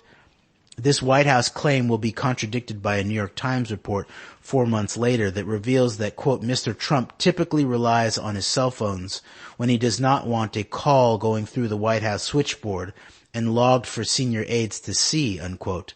This is really interesting here when you think of the possibility of these, or maybe likelihood of these off-the-record conversations taking place between Trump and Putin, because, I mean, I'm thinking about, when you're reading this, I'm thinking about all the times that, Putin and Netanyahu have gotten together over the last 3 or 4 years. I believe they've met probably, I want to say, up to 16 times since 2015, which is when, from where the narrative we're kind of weaving together with where we think this whole Syria war on terror is going, is when Russia kind of stepped in as the good cop counter to the U.S. as a bad cop in Syria. But since that time, I believe well over a dozen, perhaps up to 16 public meetings between Putin and Netanyahu. It makes me wonder, in these conversations, I mean, is Putin relaying to Trump what he and Bibi talk about? I mean, if these off-the-record conversations are taking place, the nature of these would be very interesting, and the nature and in the context of whatever conversations Putin has with Netanyahu and what gets relayed and what doesn't get relayed. I'd like to know if this is the case. I'd like to have answers to some of these questions. Yes, and even if you think back to what was the most overtly acknowledged sense of that Michael Flynn had the potential for blackmail, it was because he was accused of having private conversations, some of which with the Russians, that was not being acknowledged or was being misrepresented publicly, right? So if there are calls that are either not being publicly acknowledged or being misrepresented by President Trump, with Putin and maybe with others, then that itself is evidence of the potential blackmail. Who's to say that 3 or 4-way calls aren't going on? Who knows? I mean, we have, this is all circumstantial, or this is all just speculation, but who's to say that there's not 3 or 4-way conversations going on off the record? Who knows? Okay, page 490 of Proof of Conspiracy by Seth Abramson. Okay, I'm going to reread this. Quote, while an, quote, administration official, unquote, told CNN at the time of Putin's June 2018 statement that, quote, the White House puts out readouts for every call Trump has with Putin, as it would have been a disaster if news leaked of a secret call, unquote. This White House claim will be contradicted by a New York Times report 4 months later that reveals that, quote, Mr. Trump typically relies on his cell phones when he does not want a call going through the White House switchboard and logged for senior aides to see, unquote. Confirming that no one in the White House can be certain that Trump and Putin have spoken only 8 times in 18 months rather than more, quote unquote, regularly than that, as Putin contends. On January 9, retired 4-star Marine General Anthony Zinni, the former head of U.S. Central Command, leaves his job as a top Middle East envoy for Trump's State Department in what is called by CBS News a, quote, soft resignation, unquote. Zinni's departure is notable for 2 reasons. First, because its proximate cause is, quote, the unwillingness of the regional leaders behind the Qatar blockade to agree to a viable mediation effort, unquote.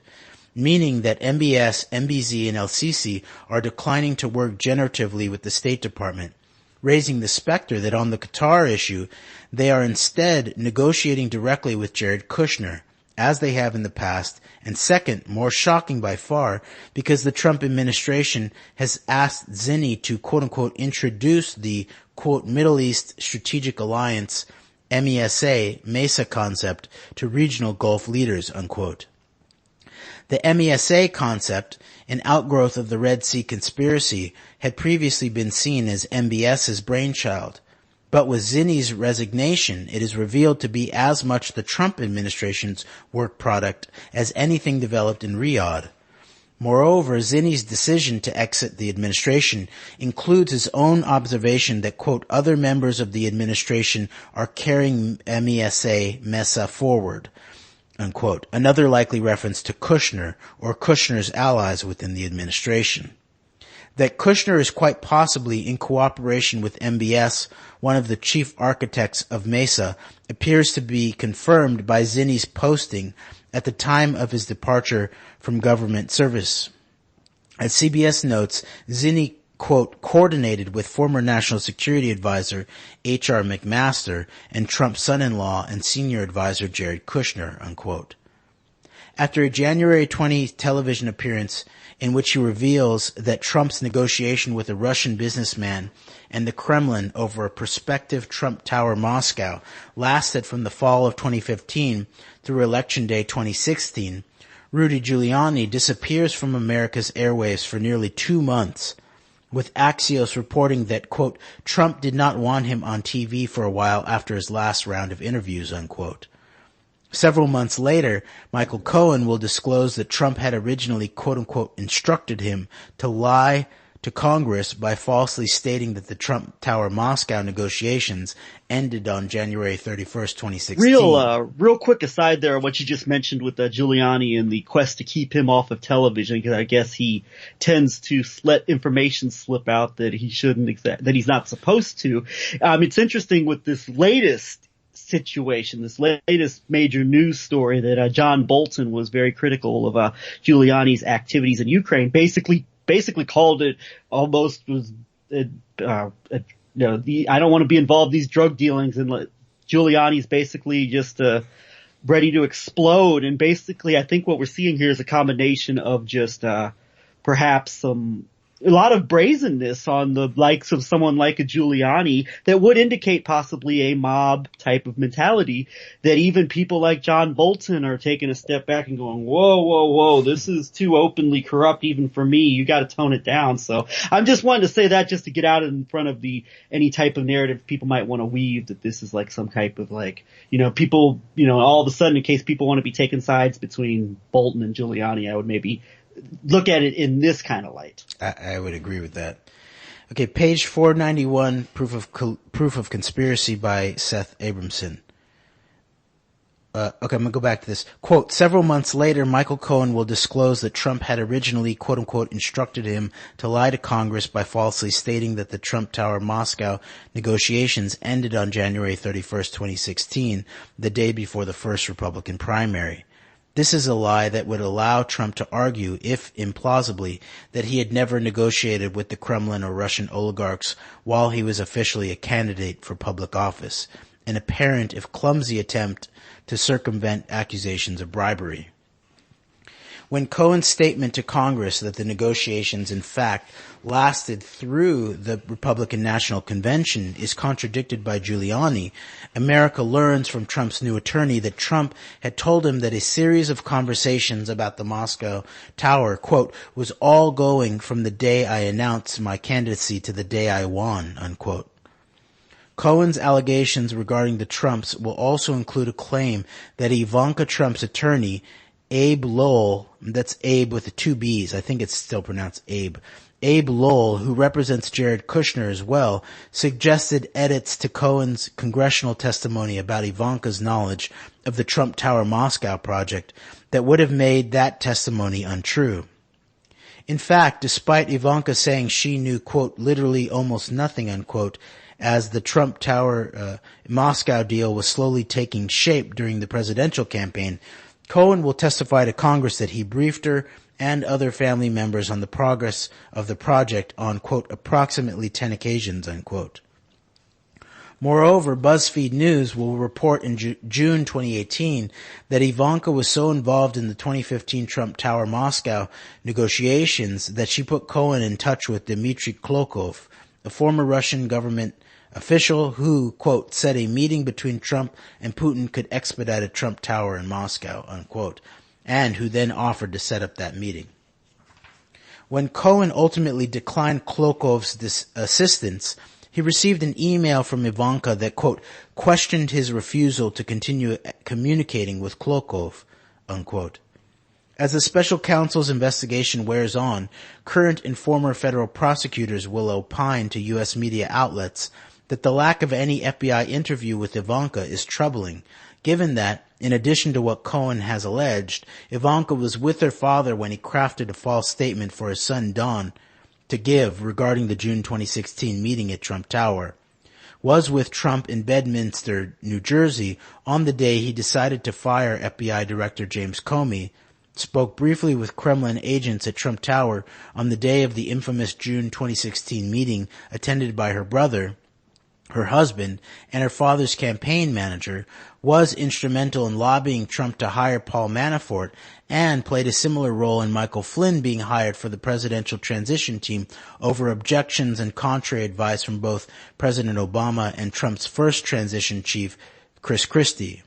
And, according to Adam Davidson of The New Yorker, oversaw a real estate project through 2016 alongside, quote, the Azerbaijani Mammadov family, who the Trumps knew were likely laundering money for the IRGC, Islamic Revolutionary Guard Corps, unquote. The Associated Press will note, too, that along with her husband, Ivanka aggressively pushed for an urban renewal, quote, opportunity zone, unquote, program that would benefit Cadre, a real estate investment firm in which her husband holds a $25 million to $50 million stake. Norm Eisen, a former U.S. ambassador and current board chair of Citizens for Responsibility and Ethics in Washington, CREW, will note in December 2018 that under 18 U.S.C. 208, if, quote, an employee of the executive branch participates personally and substantially in a particular matter in which, to his knowledge, he has a financial interest, unquote, the penalty is, quote, up to 5 years in jail, unquote. Cohen's revelation that Don Jr. was briefed as extensively as his father and Ivanka on Trump's 2015 and 2016 plans for a Trump Tower Moscow calls into question the accuracy of Trump Jr.'s testimony to Congress, in which he said he, quote, wasn't involved, in quote, unquote, in the Tower deal and, quote, wasn't aware, unquote, Cohen had had any dealings with the Kremlin on the subject. Just so, comments made by Giuliani in 2018 to the effect that the Trump Tower Moscow that Trump was planning with Andrei Rozov was, quote, barely more than a notion, unquote, with, quote, unquote, no plans behind it, will be contradicted when BuzzFeed News publishes in January 2019, quote, hundreds of pages of business documents, emails, text messages, and architectural plans, which tell a very different story. Trump Tower Moscow was a richly imagined vision of upscale splendor on the banks of the Moscow River, unquote. When a redacted version of the Mueller report is released in April 2019, see Chapter 11, it will reveal that Giuliani was correct, that the Trump Tower Moscow negotiations were still active as of Election Day in 2016. According to testimony by Michael Cohen compiled for the report, as late as November or December 2016, the Trump organization had the Trump Tower Moscow project on a, quote, list of deals, unquote, whose official status with the company was that they had not yet been, quote, closed out, unquote. Cohen thereby reveals to the special counsel that from September 2015 through November 2016, quote, at no time did Trump tell Cohen not to pursue the project or that the project should be abandoned, unquote. Indeed, according to Cohen, quote, Trump wanted Trump Tower Moscow to succeed and never discouraged him from working on the project because of the presidential campaign, unquote. The Mueller report notes the project would have been, quote, highly lucrative, unquote, for Trump, and that Trump, quote, stood to earn substantial sums over the lifetime of the project without assuming significant liabilities or financing commitments, unquote.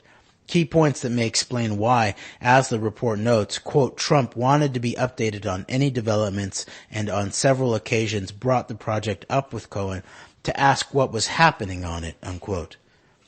In insisting to the special counsel's office that both Ivanka Trump and Donald Trump Jr.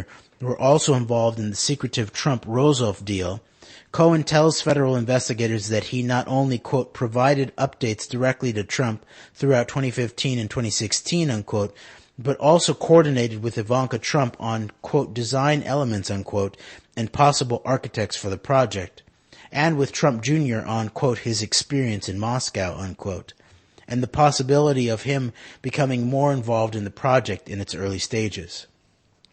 In February 2019, a White House source leaks to the media nearly every day of Trump's private schedule for the preceding 3 months.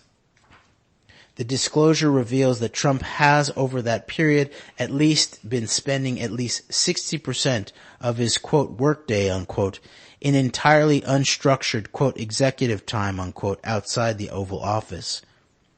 Trump's public schedule gives the opposite impression to voters, erroneously placing Trump inside the Oval Office from 8 to 11 a.m. on every day he is in Washington.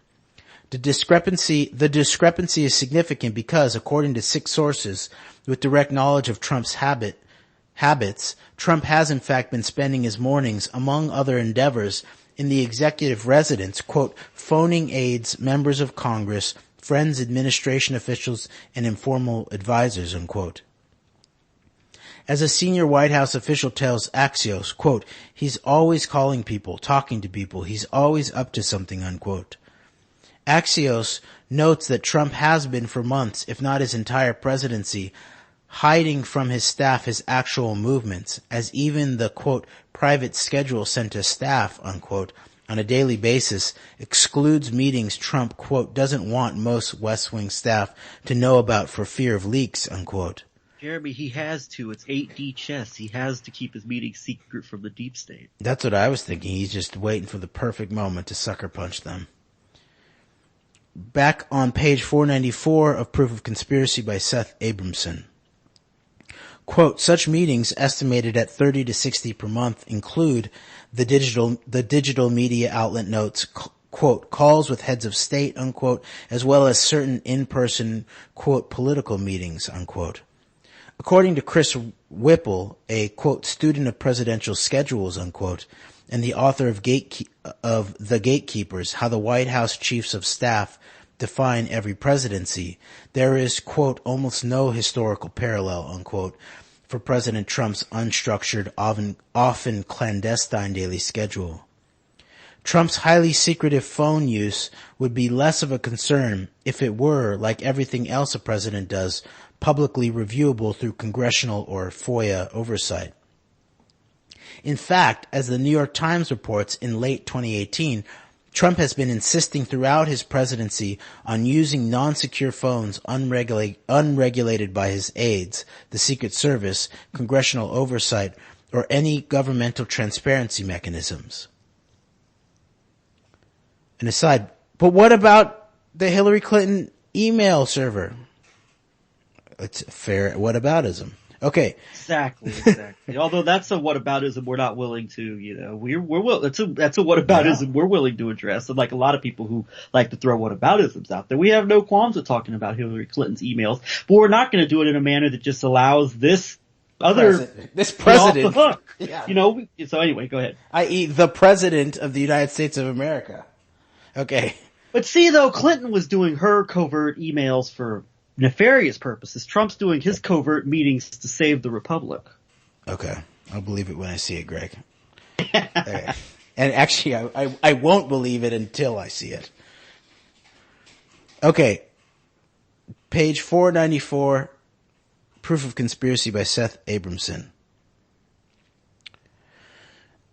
Quote, as the Times recounts in an October 2018 article entitled, quote, when Trump phones friends, the Chinese and the Russians listen and learn, unquote.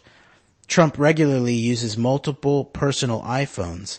It is not clear why he has more than one to, quote, call old friends to gossip, gripe, or solicit their latest take on how he is doing, unquote. Often discussing topics of sufficient gravity that his words provide, quote, invaluable insights, unquote, on U.S. domestic and foreign policy to anyone listening in on the line. According to White House officials, during these non-secure calls to friends and world leaders, Trump may well be discussing classified information. Despite, quote, repeated warnings, unquote, from his aides that, quote, Russian spies are routinely eavesdropping on his iPhone calls, unquote, Trump refuses to cease putting American intelligence and policy at risk, a reckless practice that seems in direct opposition to the supposed paranoia that causes him to hide his schedule and phone habits from even his top aides in the first instance. Indeed, it is unclear why Trump needs these calls to friends, advisors, and world leaders to be outside the conventional call logging system used at the White House, but also apparently open to intercept. The Times notes that at least one hostile foreign nation has been using its intercepts of Trump's, quote, executive time, unquote, iPhone calls to, quote, piece together a list of people with whom Mr. Trump regularly speaks in hopes of using them to influence the president, unquote. In this way, deliberately or otherwise, Trump is able to speak to individuals around the world without reporting his calls to Congress or other public advocates, while also telegraphing to foreign nations, which of his friends and advisors are most deserving of illicit foreign money, large S, and or can be used to back channel information to him. As of 2019, Trump has, quote, 2 official iPhones that have been altered by the National Security Agency to limit their abilities and vulnerabilities, unquote. But a third phone the president insists on using, quote, is no different from hundreds of millions of iPhones in use around the world, unquote. Quote, none of the iPhones, unquote, according to the New York Times, quote, are completely secure. Calls made from the phones are intercepted as they travel through the cell towers, cables, and switches that make up national and international cell phone networks, unquote. Trump's third, quote-unquote, personal iPhone is consequently as significant a security risk, or perhaps a greater one, than the private unsecured email server used by former Secretary of State Hillary Clinton, the use of which Trump claimed was a federal crime requiring Clinton's imprisonment. Abramson's exposed himself now. I didn't mean to preempt Abramson's reference, whataboutism reference. Okay. No, I know. I'm just joking. All right, let's back to the text. I'm trying to remain not punchy here, and we can move through this text. Okay, bottom of page 495 in Proof of Conspiracy by Seth Abramson. Quote, whereas Clinton defended her use of a private email server as a matter of convenience only, according to the Times, Trump's use of a non-secure cell phone in the face of warnings from senior White House officials is explained by a deliberate penchant for secrecy, an expressed desire to ensure that even his senior aides don't have knowledge, let alone a record of his calls. As for his 2 official phones, Trump has refused to, quote, swap them out, unquote, every 30 days as required by White House protocol. Jared Kushner's unauthorized use of encrypted messaging apps for conversations with foreign leaders and Ivanka's failure to preserve her email communications in accordance with law will also come under substantial scrutiny in 2019, with Kushner's WhatsApp practice being called, quote, a, quote, recipe for disaster, unquote, that puts, quote, highly sensitive government communications at risk of exploitation by foreign governments and hackers, unquote, and Ivanka's use of a personal email address for government business widely deemed a violation of federal records laws. Even Trump's Deputy National Security Advisor, K.T. McFarland, one of the top national security officials in the country, will be found to have used a simple AOL email account to discuss with Thomas Barak the transfer of sensitive nuclear technology to Saudi Arabia. Despite warnings about these and other security risks in the Trump White House, they will continue seemingly unabated, with Kushner still using WhatsApp for conversations he is legally obligated to preserve as late as December 2018.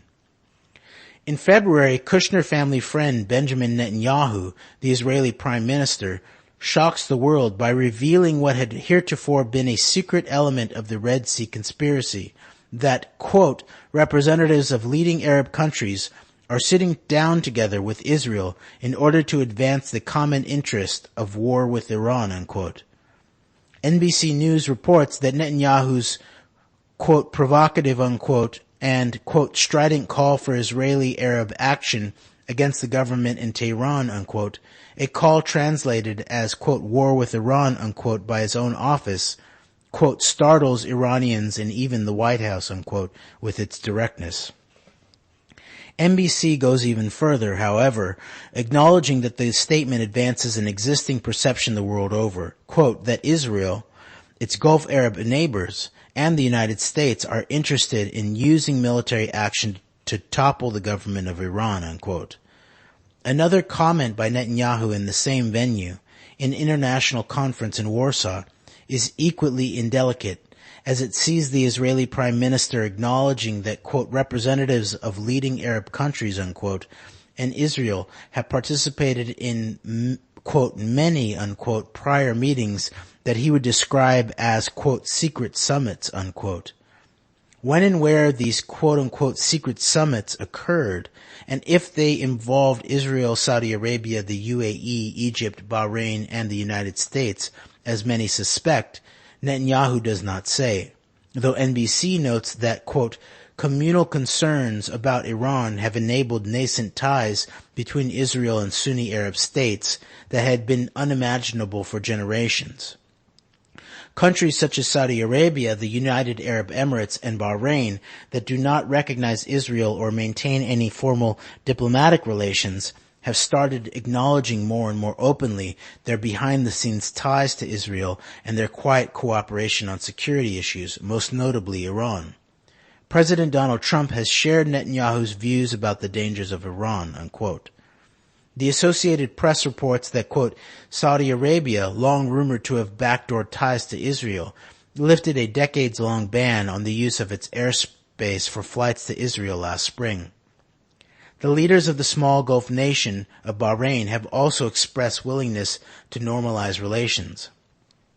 Gulf Arab states have given less voice to their traditional antipathy toward Israel, as they have grown increasingly fearful of Iran over its involvement in various regional conflicts and its support for various armed groups.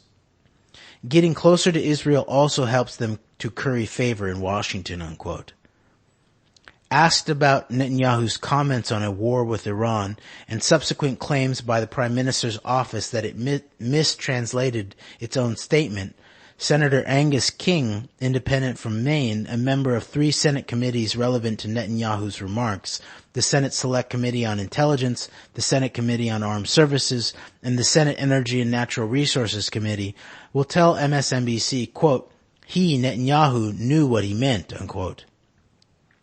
Indeed, as the Associated Press notes, the conference in Poland, quote, offers Israeli Prime Minister Benjamin Netanyahu an opportunity to flaunt in public what he has long boasted about happening behind the scenes. His country's improved relations with some Gulf Arab nations. He has repeatedly stated that Israel has clandestinely developed good relations with several Arab states, unquote. Meanwhile, Danny Danon, Israel's United Nations ambassador, goes further than his boss in Warsaw, bragging that, quote, they, Gulf Arab nations, are already cooperating with us. We ask them to recognize us and not to be ashamed for using our technology or our defense systems, unquote. One of the instances of cooperation to which Danon may refer is a fall 2018 quote, security conference, unquote, in the United Arab Emirates attended by 2 of Netanyahu's ministers, a level of Israeli UAE engagement that once would have been unthinkable. Yoel Guzhansky, a senior researcher at Israel's Institute for National Security Studies, tells the Associated Press that, quote, covert meetings between Israel and Arab nations already exist, and their under-the-table relations are the world's worst-kept secret, unquote. With one of Trump's top international allies having conceded that he is working with Trump's other allies, and has been for some time, to plunge America and countless other nations into a dangerous regional or even global military conflict with Iran, Western media react with predictable shock. Quote, Israeli Prime Minister Benjamin Netanyahu has expressed his desire to go to war with Iran, unquote, Newsweek reports, noting that Netanyahu plans to, quote, push the initiative forward, unquote, by meeting directly with, quote, dozens of foreign envoys, including those from the Arab world, unquote. While acknowledging that Netanyahu somewhat weakly attempted to walk back his comments, amending, quote, war with Iran, unquote, to, quote, combating Iran, unquote, and that no high-level contacts between Israel and Iran's chief enemy in the region, Saudi Arabia, have been, quote, publicly revealed, unquote, Newsweek nevertheless notes that Saudi Arabia has led the charge against Iran, and Israel has often appealed to the kingdom to join forces against the Islamic Republic.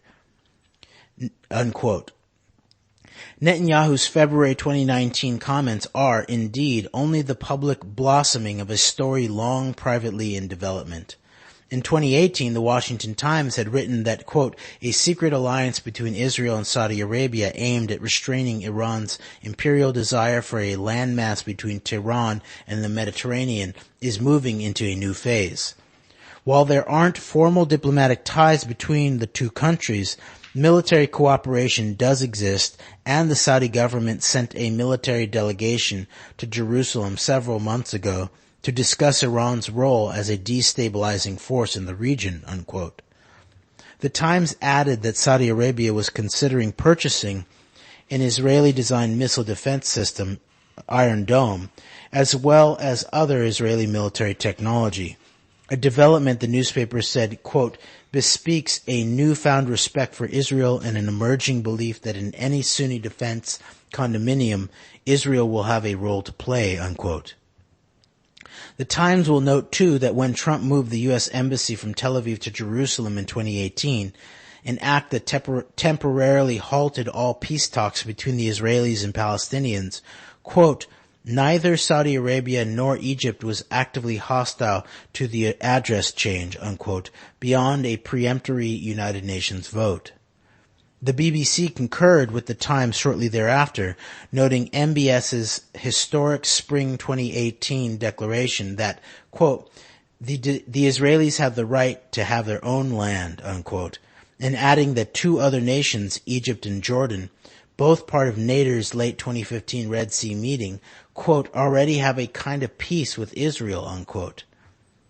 As for the UAE, it has participated in at least one secret summit with Netanyahu to address the Iran question, doing so late in President Obama's second term. See Chapter 8.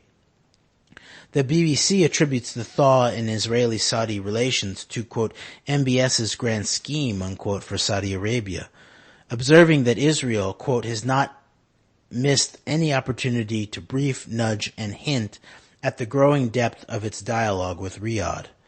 Saudi Arabia has been more reticent.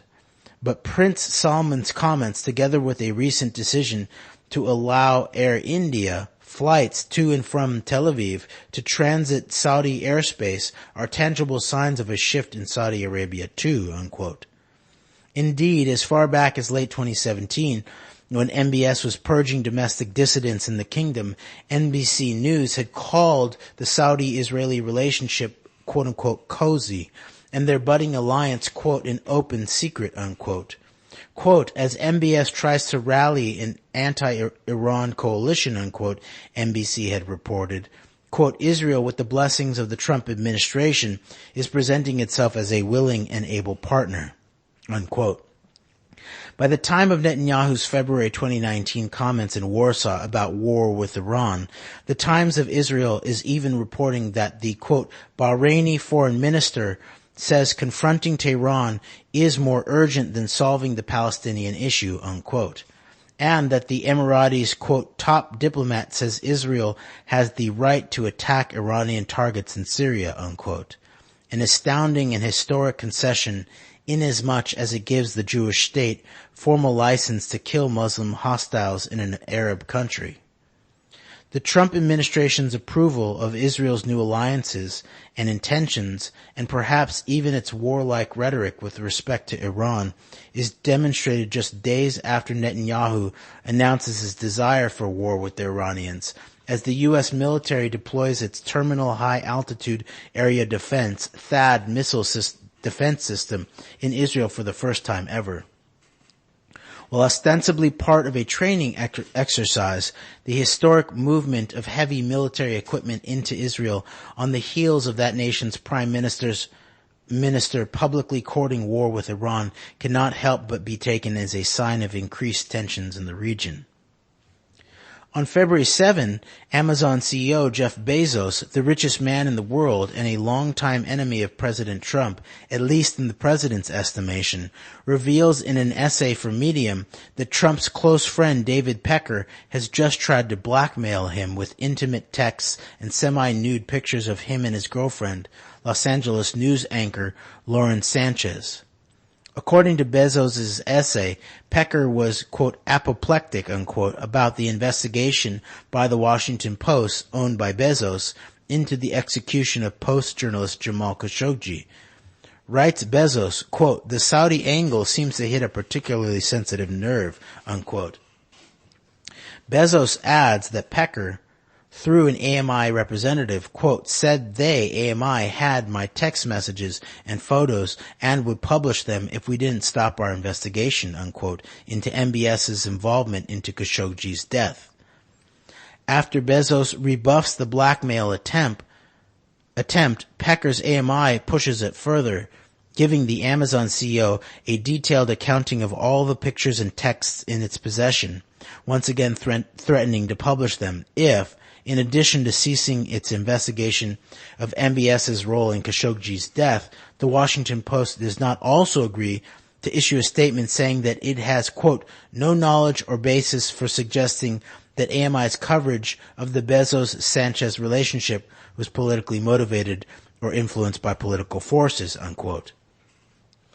Given the allegations of a Pecker-MBS-Trump axis suffusing major media in early 2019, AMI's second missive to Bezos would, if successful at blackmailing the tech executive, protect not only MBS and Pecker, but the president as well. Bezos rebuffs the second entreaty also, however.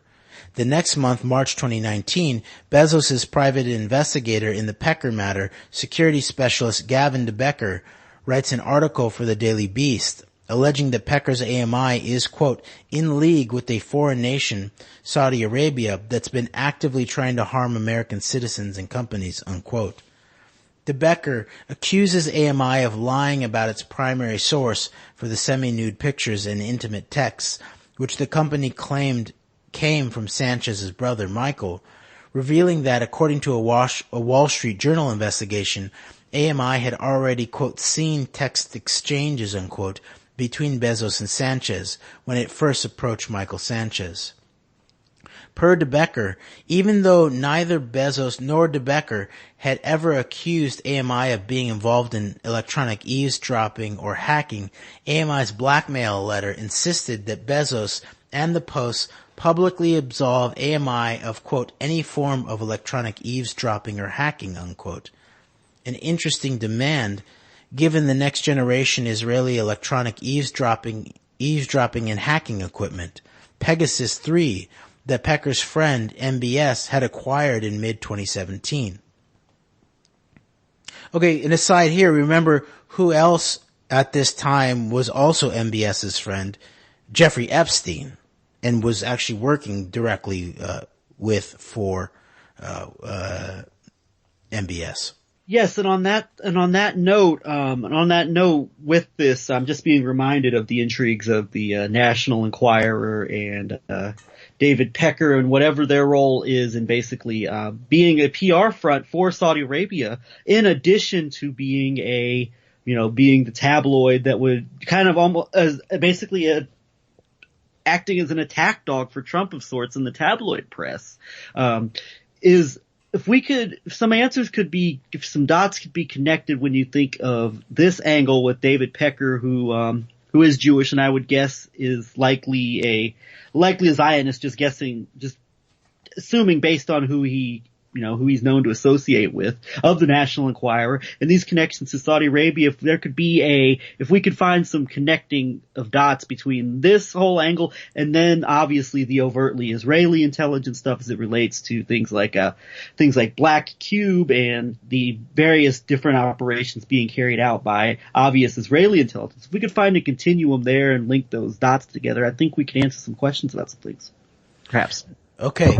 Page 501 of Proof of Conspiracy by Seth Abramson. Quote, tellingly, AMI also wanted to be absolved of having, quote, knowledge of such conduct, unquote, which insistence seemed to tacitly acknowledge that a third party, for instance the Saudis, might well have engaged in such behavior prior to sending its fruits to Becker and AMI. The company and its CEO also wanted to be certain that neither de Becker nor Bezos would take any of their findings to law enforcement. In fact, by March 2019, de Becker had already done just that, along with informing federal law enforcement of his investigation's principal conclusion. Quote, "Our investigators and several experts concluded with high confidence that the Saudis had access to Bezos's phone and gained private information from it," unquote. In counterintelligence investigations, the designation, quote, "high confidence," unquote, connotes an assessment based on, quote, "high quality," unquote, information. One study of national intelligence estimates in the academic journal Intelligence and National Security observes that a, quote, "high confidence," unquote, assessment correlates to an analyst believing, quote, "a particular estimate is likely to be correct and has a relatively large amount of relatively sound evidence to support it," unquote.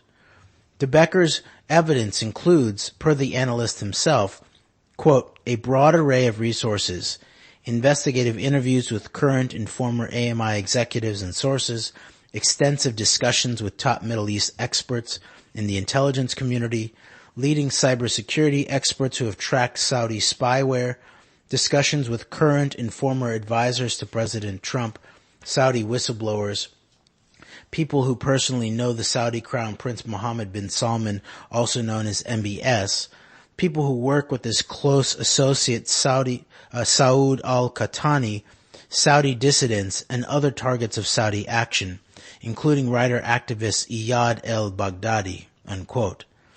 That MBS has the technology to do what de Becker describes via his new allies, the Israelis, is clear, as is that MBS can, quote, "collect vast amounts of previously inaccessible data from smartphones in the air without leaving a trace, including phone calls, texts, and emails," unquote. And that this capacity for engaging in, quote, "extensive surveillance efforts ultimately led to the killing of journalist Jamal Khashoggi," unquote, as the New York Times had previously reported. That MBS might use such technology to track and kill a personal enemy who is a U.S. resident is harrowing enough. That it might be used to criminally blackmail a Trump enemy using a Trump friend as an intermediary brings the prospect of Trump-Saudi collusion to another level entirely. Per de Becker, MBS has, in a fashion suspiciously akin to the capabilities possessed and exploited by the Kremlin during the 2016 presidential election, a, quote, "cyber army," unquote, that can use, quote, "multi-pronged," unquote, digital propaganda campaigns to, quote, "attack people," unquote. It is, quote, "intent on harming," unquote. That MBS emissary George Nader had previously approached Donald Trump Jr.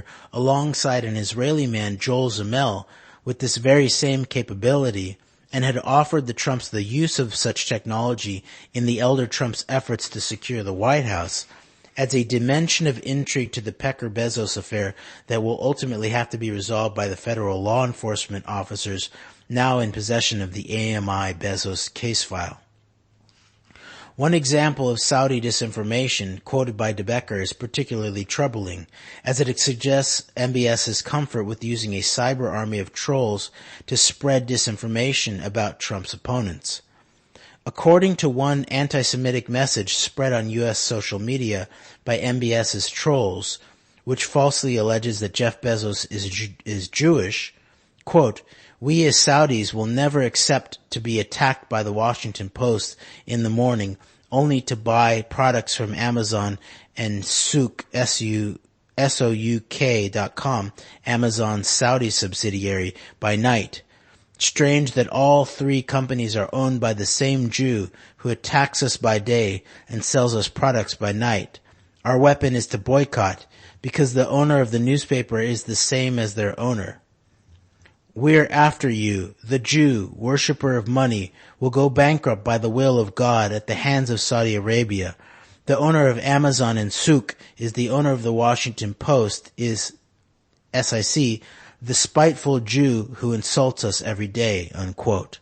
Boy, this tack from the Saudis or from an arm acting on as some type of outlet or propaganda for the Saudis is very interesting, by the way.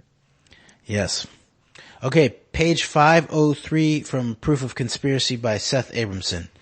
Quote, De Becker concludes his analysis of Pecker and AMI's actions by noting that over time, quote, the Trump-Pecker relationship has metastasized.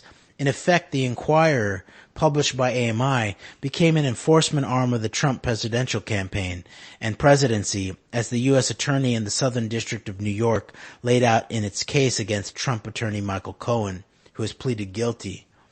The U.S. Attorney has done the country a service by levying extensive controls on AMI, David Pecker, and his deputy Dylan Howard through a non-prosecution agreement that requires them to commit no other crimes for 3 years and requires everyone at AMI to attend annual training on federal election laws. I'm guessing that's not how they used to spend their time, unquote.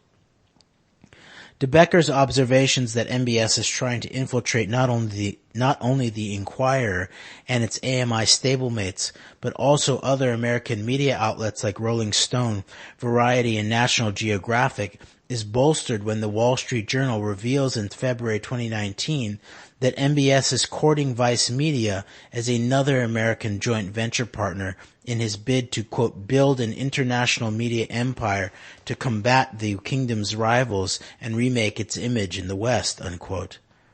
As with its, quote, glossy magazine, unquote, outreach to AMI, Saudi Arabia would begin its proposed partnership with Vice Media with purportedly neutral, quote, documentaries, unquote, on MBS's, quote, social reforms in the ultra-conservative kingdom, unquote. This revelation offers a key counterpoint to MBS's ambitions in initiating his blockade against Qatar, as the blockade was focused on destroying supposedly hostile media outlets. The demands included, quote, shutting down Al Jazeera and its affiliate stations, unquote, as well as, quote, all news outlets funded directly and indirectly by Qatar, including Arabi 21, Rasad, Al Arabi, Al Jadid, Mekamlin, and others. Meanwhile, MBS's efforts in the United States have been squarely focused on bolstering outlets willing to be supportive of him.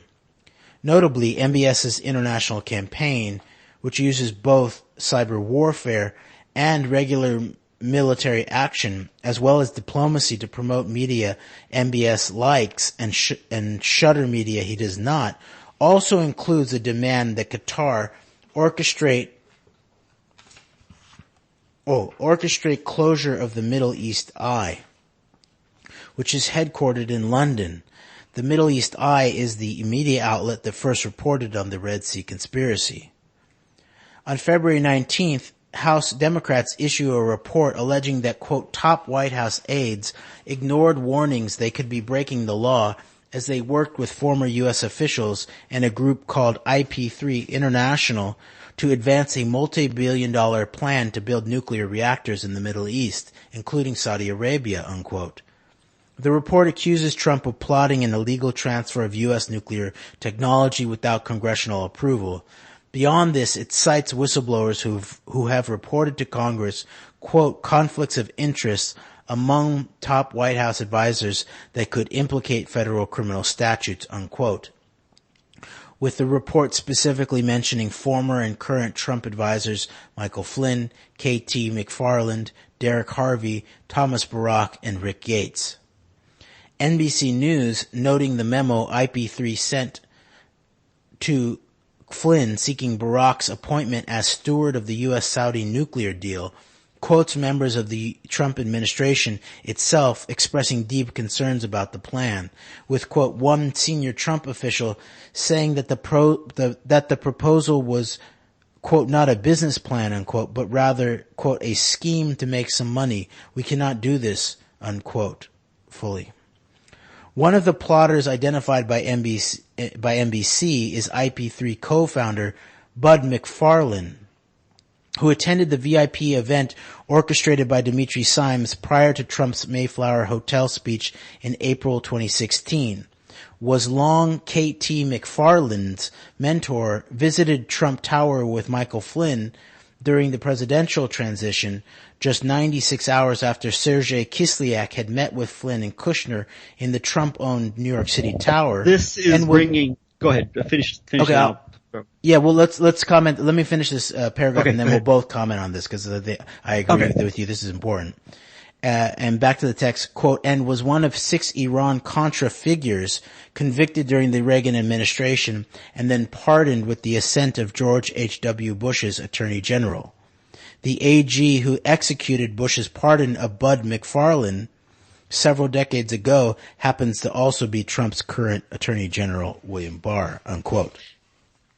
Yeah, so what I was going to say is that immediately when I heard Bud McFarlane and Dimitri Simes at Mayflower, it was the Mayflower Hotel Trump foreign policy speech. Right here, we're starting to tie in, I guess, now we're starting to tie in direct Reagan-era Iran-Contra figures, not only to this Israel-Saudi Arabia intrigue, but also to a lobbying arm, basically, of Russian policy within the United States, that, of course, being the Center for the National Interest, which is right at I think, is a major player in this, what's going on here globally with the, obviously not just the Middle East, but also as it relates to Russia and to European policy. So I think this is a pretty, I think that's a pretty big deal. And I also noticed the names of, I believe, KT McFarlane. I don't want to be, incorrect here. I believe there's a connection to, Kissinger through her. And also I noticed, Derek Harvey, who's right at the center of of what you've referred to as the Flintstones, who were the, Flynn's guys within the national security establishment. Of course, you would also throw Ezra Cohen Watnick in there, who we've talked about many times before, who were seen by some as being they were the pushback against the deep state efforts to subvert whatever, Michael Flynn's goals were as national security advisor. So this is interesting, tying in not obviously the Flynn people, but also the Iran-Contra, major players in that era, such as Reagan's chief of staff Robert McFarlane, into this, whatever this Russia angle is, via the Trump Mayflower Hotel, Center for National Interest, speech. Yes.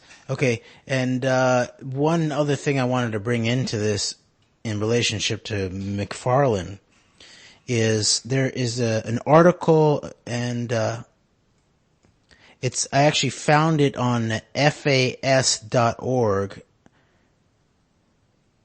but it's a reference to a New York Times article, and I'm going to just read the title. It's creating a task force to investigate certain allegations concerning the holding of Americans as hostages by Iran in 1980. House of Representatives, February 5th, 1992. And then it says, from the New York Times, April 15th, 1991, The Election Story of the Decade by Gary Sick. And then you go look for, Mr. X. Go look for Mr. X in this article. And I'll read from this. Quote, in February 1980, Ben Menashe says, Robert Bud McFarlane, then an aide to Senator John Tower, and Earl Bryan, a businessman who had been Secretary of Health in Reagan's California cabinet, met highly placed Iranian officials in Tehran. In a sworn affidavit submitted by Elliot Richardson on behalf of one of his clients, a computer software company called Inslaw, Ben Menashe states that both McFarlane and Bryan had a, quote, special relationship, unquote, with Israeli intelligence. McFarlane having been recruited by Rafi Eitan, a legendary Israeli agent who was the model for a leading character in John le Carre's Little Drummer Girl. Quote, McFarlane was the famous Mr. X in the Pollard case, unquote, adds Ben Menashe, referring to the trial of Jonathan Pollard, an American convicted of spying for Israel. In Pollard's case, there were persistent allegations about another unnamed American who secretly worked for the Israelis. Both McFarlane and Bryan have declined comment. McFarlane and Bryan's visit, Ben Menashe says, helped set up later meetings in Madrid, which in turn paved the way for the crucial October rendezvous in Paris, unquote. Okay, so now Ben Menashe is a figure you can't just necessarily take him fully at his word, although I believe there's actually a background here of even someone like Craig Unger had done a major write-up based in some large part of Ben Menashe as a source that named McFarlane as the potential Mr. X, and then got sued by McFarlane. I think the magazine got sued. It was maybe even Esquire or something like that.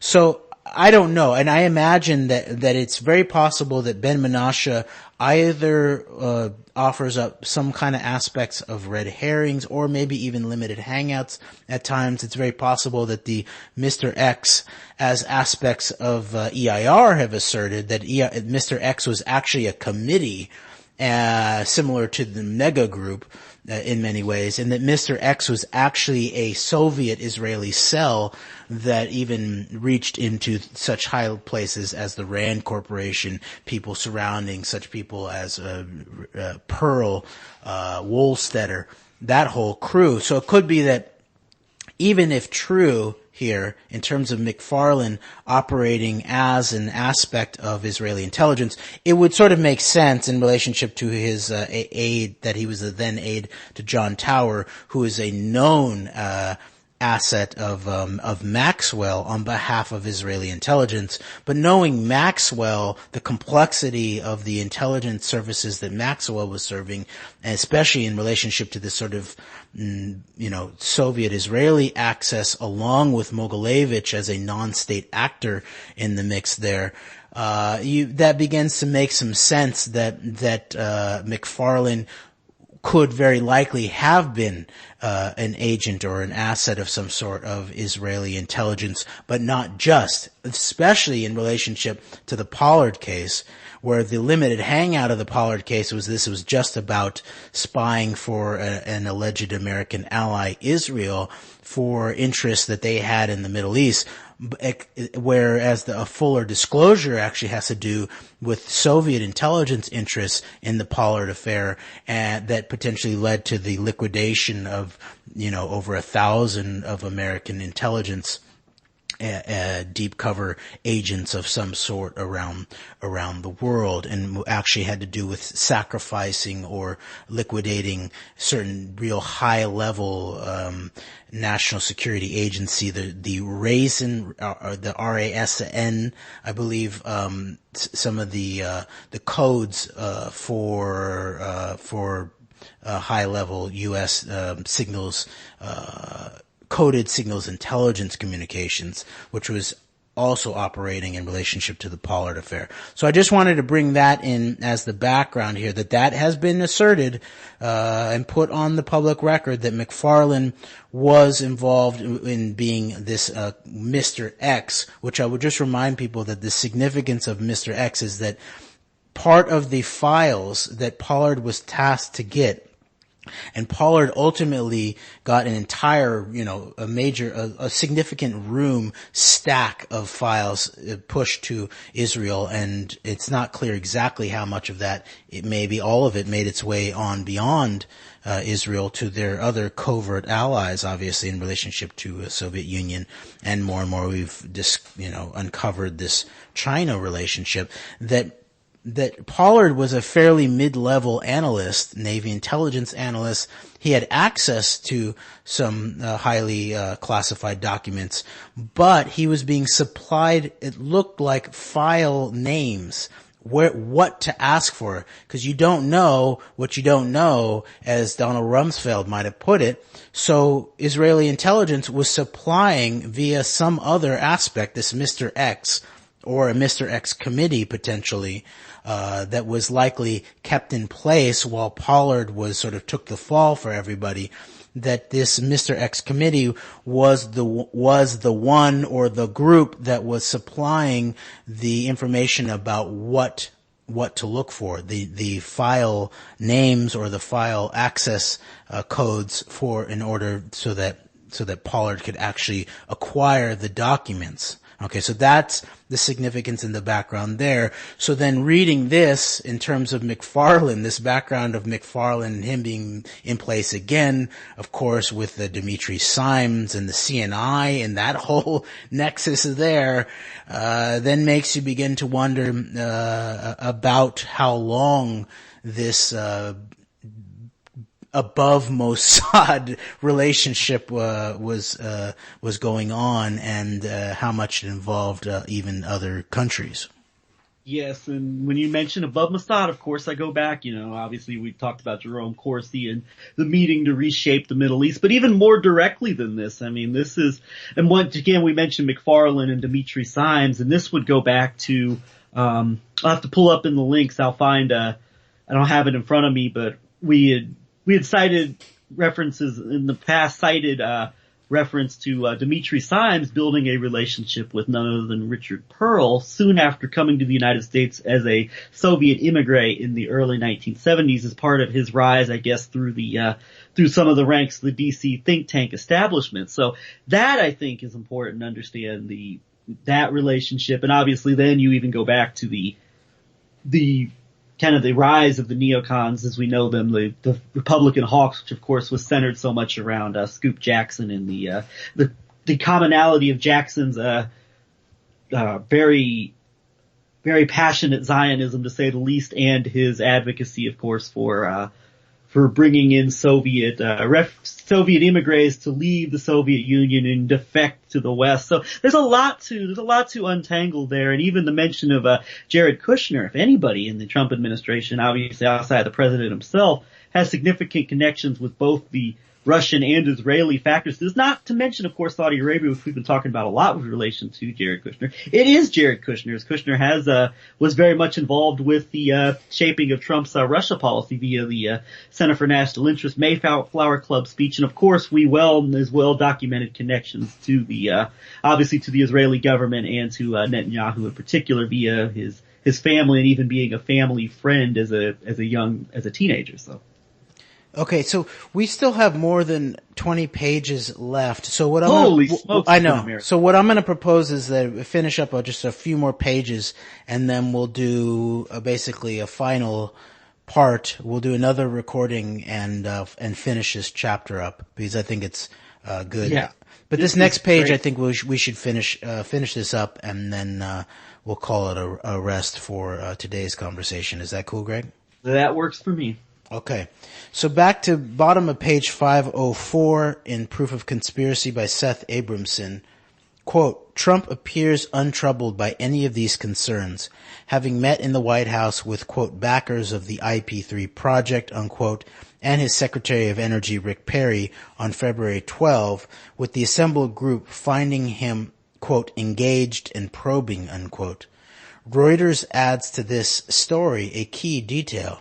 Quote, U.S. reactor builder Westinghouse, owned by Brookfield Asset Management, Inc., unquote, a key Kushner Companies lender, quote, would likely sell nuclear technology to Saudi Arabia in any deal, unquote. On February 21, a story that has dogged Trump since 10 days before the 2016 election, that the Kremlin has compromat on him that it can use at will, in addition to the blackmail it has by virtue of knowing that certain statements he has made publicly about his ties to Russia are untrue, returns with vigor, as CNN reports that multiple witnesses have told a bipartisan group of Senate investigators that one man in particular may hold the key to the mystery of Trump compromat, David Giovannis. Giovannis is a Moscow-based American businessman who set up a 1996 trip to Moscow for Trump at a time Trump was looking to develop a Trump-branded tower in Russia. Giovannis subsequently worked for Oleg Deripaska, the Russian oligarch at the center of the Trump-Russia investigation. CNN, in releasing a photo of Giovannis with a scantily clad woman, reports that a, quote, witness has alleged in written testimony seen by CNN that Giovannis may be valuable in the mystery of whether Russia has material on Trump that could be personally embarrassing to him, unquote. If so, such material may be part of an ongoing FBI and CIA counterintelligence investigation into whether Trump has been compromised by the Kremlin, a Kremlin agent like Deripaska, or any other foreign government, and as such would not appear, as indeed it does not appear, in the redacted Mueller report released in April 2019. Notably, another individual on Trump's 1996 trip to Moscow was Howard Lorber, who in February 2019 was revealed as the owner of a blocked phone number Donald Trump Jr. spoke with in the midst of his negotiations with Kremlin agents about meeting them at Trump Tower in June 2016. CNN notes that having now married a Russian woman and obtained a Russian passport and having not returned to the United States to visit family since 2017, Giovannis has made a, quote, decision to remain in Moscow that means U.S. congressional investigators can't easily find out what he knows, unquote, despite at least 3 congressional witnesses urging members of Congress to speak to him, unquote. Okay, I'm gonna suggest we've ended there for now on page 506, top of page 506 of Proof of Conspiracy by Seth Abramson, and pick it up to finish it off a little bit later. That sounds good to me, and I guess I'll say as a final statement here is that I guess what I appreciate in addition to the documented, just tying together the documented laying out of specific meetings, of specific ways in which all of these various countries who Abramson is tied into his into this collusion, into his 2 books, first being Proof of Collusion. Yeah. Proof of Collusion being the first book and Proof of Conspiracy being the second. I like the way that all these players are tied together in terms of the benefits that each specific country would receive as a result of this, what's been called this grand bargain to ensure that Donald Trump becomes president of the United States. And you can see where you can see a lot of the ways in which these various countries are benefiting from from this, what we call this grand bargain here. And also about Abramson, what I like is that while there's issues with aspects of his reporting, I mean, there's certain things that he either hasn't connected dots on that I think are important, either that or is not willing to tread in his area of work. But I do like how someone like Seth Abramson, who, himself is Jewish, he probably, I'm sure there's a good amount of sensitivity that he would have to issues related to, aspects of what we would call Jewish power or Zionism. But I think he's even expressed that publicly on Twitter, where he's like, I am sensitive to this, but I'm not going to cover up for, the crimes of the leaders of the Jewish state just because I'm Jewish. Yes, yes, I believe you're right about that. I believe I've seen that too. But Abramson, to me, it seems that his initial angle coming into this was Russian. He had the microscope focused in the direction of Russia, and I think he still does, but he very much branched out, and I think that there's a few other people who are doing this work, and I don't want to, I don't want to leave anyone out, so I'm not going to mention names right now, but there are other people who are doing work similar to what Seth Abramson is doing. For example, there are excellent researchers within the Twitter sphere who are doing, I think, a great job of tying together a lot of dots. But I think Abramson, as far as somebody who has somewhat of a major platform, you might say, I don't think there's anyone who's done a better job of bringing these connections together, tying in particularly the Russian and Israeli angles into this whole thing, in addition to these other foreign players. But I think that it's so important to try and tie in it. And it's important for someone like Seth Abramson who's not come at it from the line of thinking that, say, people like us do, to try and tie these connections together in a way that's credible, in a way that I don't think diminishes credibility or diminishes believability in terms of the way he reports about it. So I do appreciate this, and for whatever could be said about any shortcomings that are in his reporting, I really think that he's doing a service for whatever his motivations might be with these books and with the documented with all this documented information that he's put together, I think in a very concise manner. Well, yes, I agree, and I am looking forward to finishing off this vital chapter 10, in Seth Abramson's book, Proof of Conspiracy, How Trump's International Collusion is Threatening American Democracy. And one last note on Abramson is that I noticed, I think one of, personally, what I would see is perhaps maybe a flaw in his current rhetoric, even though we don't have all the answers on this ourselves, is he seems to be very much into the camp that just sees the Trump administration is trying to, and Israel and Saudi Arabia is trying to push for a war with Iran. And obviously I think that there's what you might want to call maybe a multipolar aspect to this, where I don't think the only plan being played here is an actual military conflict with Iran, but also a pressuring of Iran to, and this is of course where Russia's so crucial, is that there's also this angle that's attempting to push Iran into this, Eastern kind of Russian, Chinese, Eastern sphere, obviously with Israel being at the center of it as well. But this would be done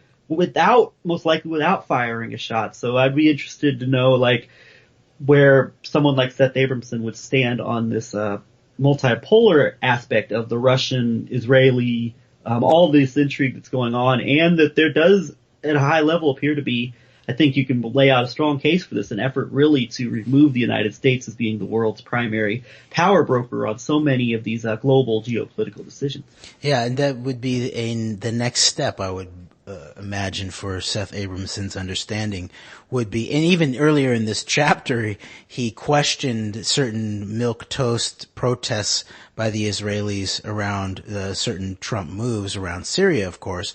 And so it might make sense to then question whether these sort of, we made a mistake in leaking Netanyahu or mistranslating Netanyahu talking about war with Iran as potentially serving another purpose, which is cloaking that there's already potentially been a grand bargain made in relationship to something like the Belt Road Initiative as the next generation organizing principle, along with the ongoing war on terror, where where the countries of that region and even more globally are all going to be integrated into a high technology based surveillance economy with good workers serving an oligarchical overclass that is transnational, and which obviously this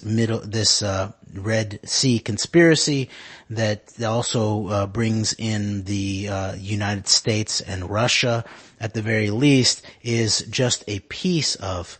And as I pointed out, that I would say that is also a key piece of understanding, that those who understand September 11th and the war on terror and how September 11th was an initiating event for an ongoing war of terror, that another aspect of the reason, the cui bono, the motive for the September 11th was not just the war on terror, although, as we pointed out, that is a key organizing principle that appears to there to be a consensus about these by these world powers, including Russia, China, the United States, the UK, Israel, all of those components. But then also this question of the integration into a high-tech economy, that the Belt Road Initiative being led by China, with the end point in many ways seen as in this Middle Eastern region, is the other piece of this, which includes the question of high technology, cyber, these back doors that are even being referenced in relationship to Pegasus software, Israeli Unit 8200, but then also the surveillance economy that's seen most obviously nowadays in relationship to China. So I think that there would be a very good step for Seth Abramson to take that next step in his own analysis. I agree with you, and I wouldn't even put it past Netanyahu. If Netanyahu is indeed some type of agent of chaos that could be playing the part of the role of an effort to basically undermine the U.S. globally, we could also look at Netanyahu with some of his some of his really aggressive statements towards Iran is playing that role, as people, especially within the alternative media, see Israel is joined at the hip with the United States, and that, that Israel and the U.S. are almost one and the same. And so, even Netanyahu, even with his provocative rhetoric about Iran, if there is indeed a grand bargain that's been made, and I don't think we can completely dismiss that idea, Netanyahu could be playing the role of someone with the provocative rhetoric that just continues to just undermine, the U.S. from the perspective of the U.S. and Israel being joined at the hip. So we'll see. But all right. So until we speak again. Thank you very much, Greg. All right. I look forward to finishing this chapter and continuing to provide analysis on it. Me too. All right. All right, bye-bye.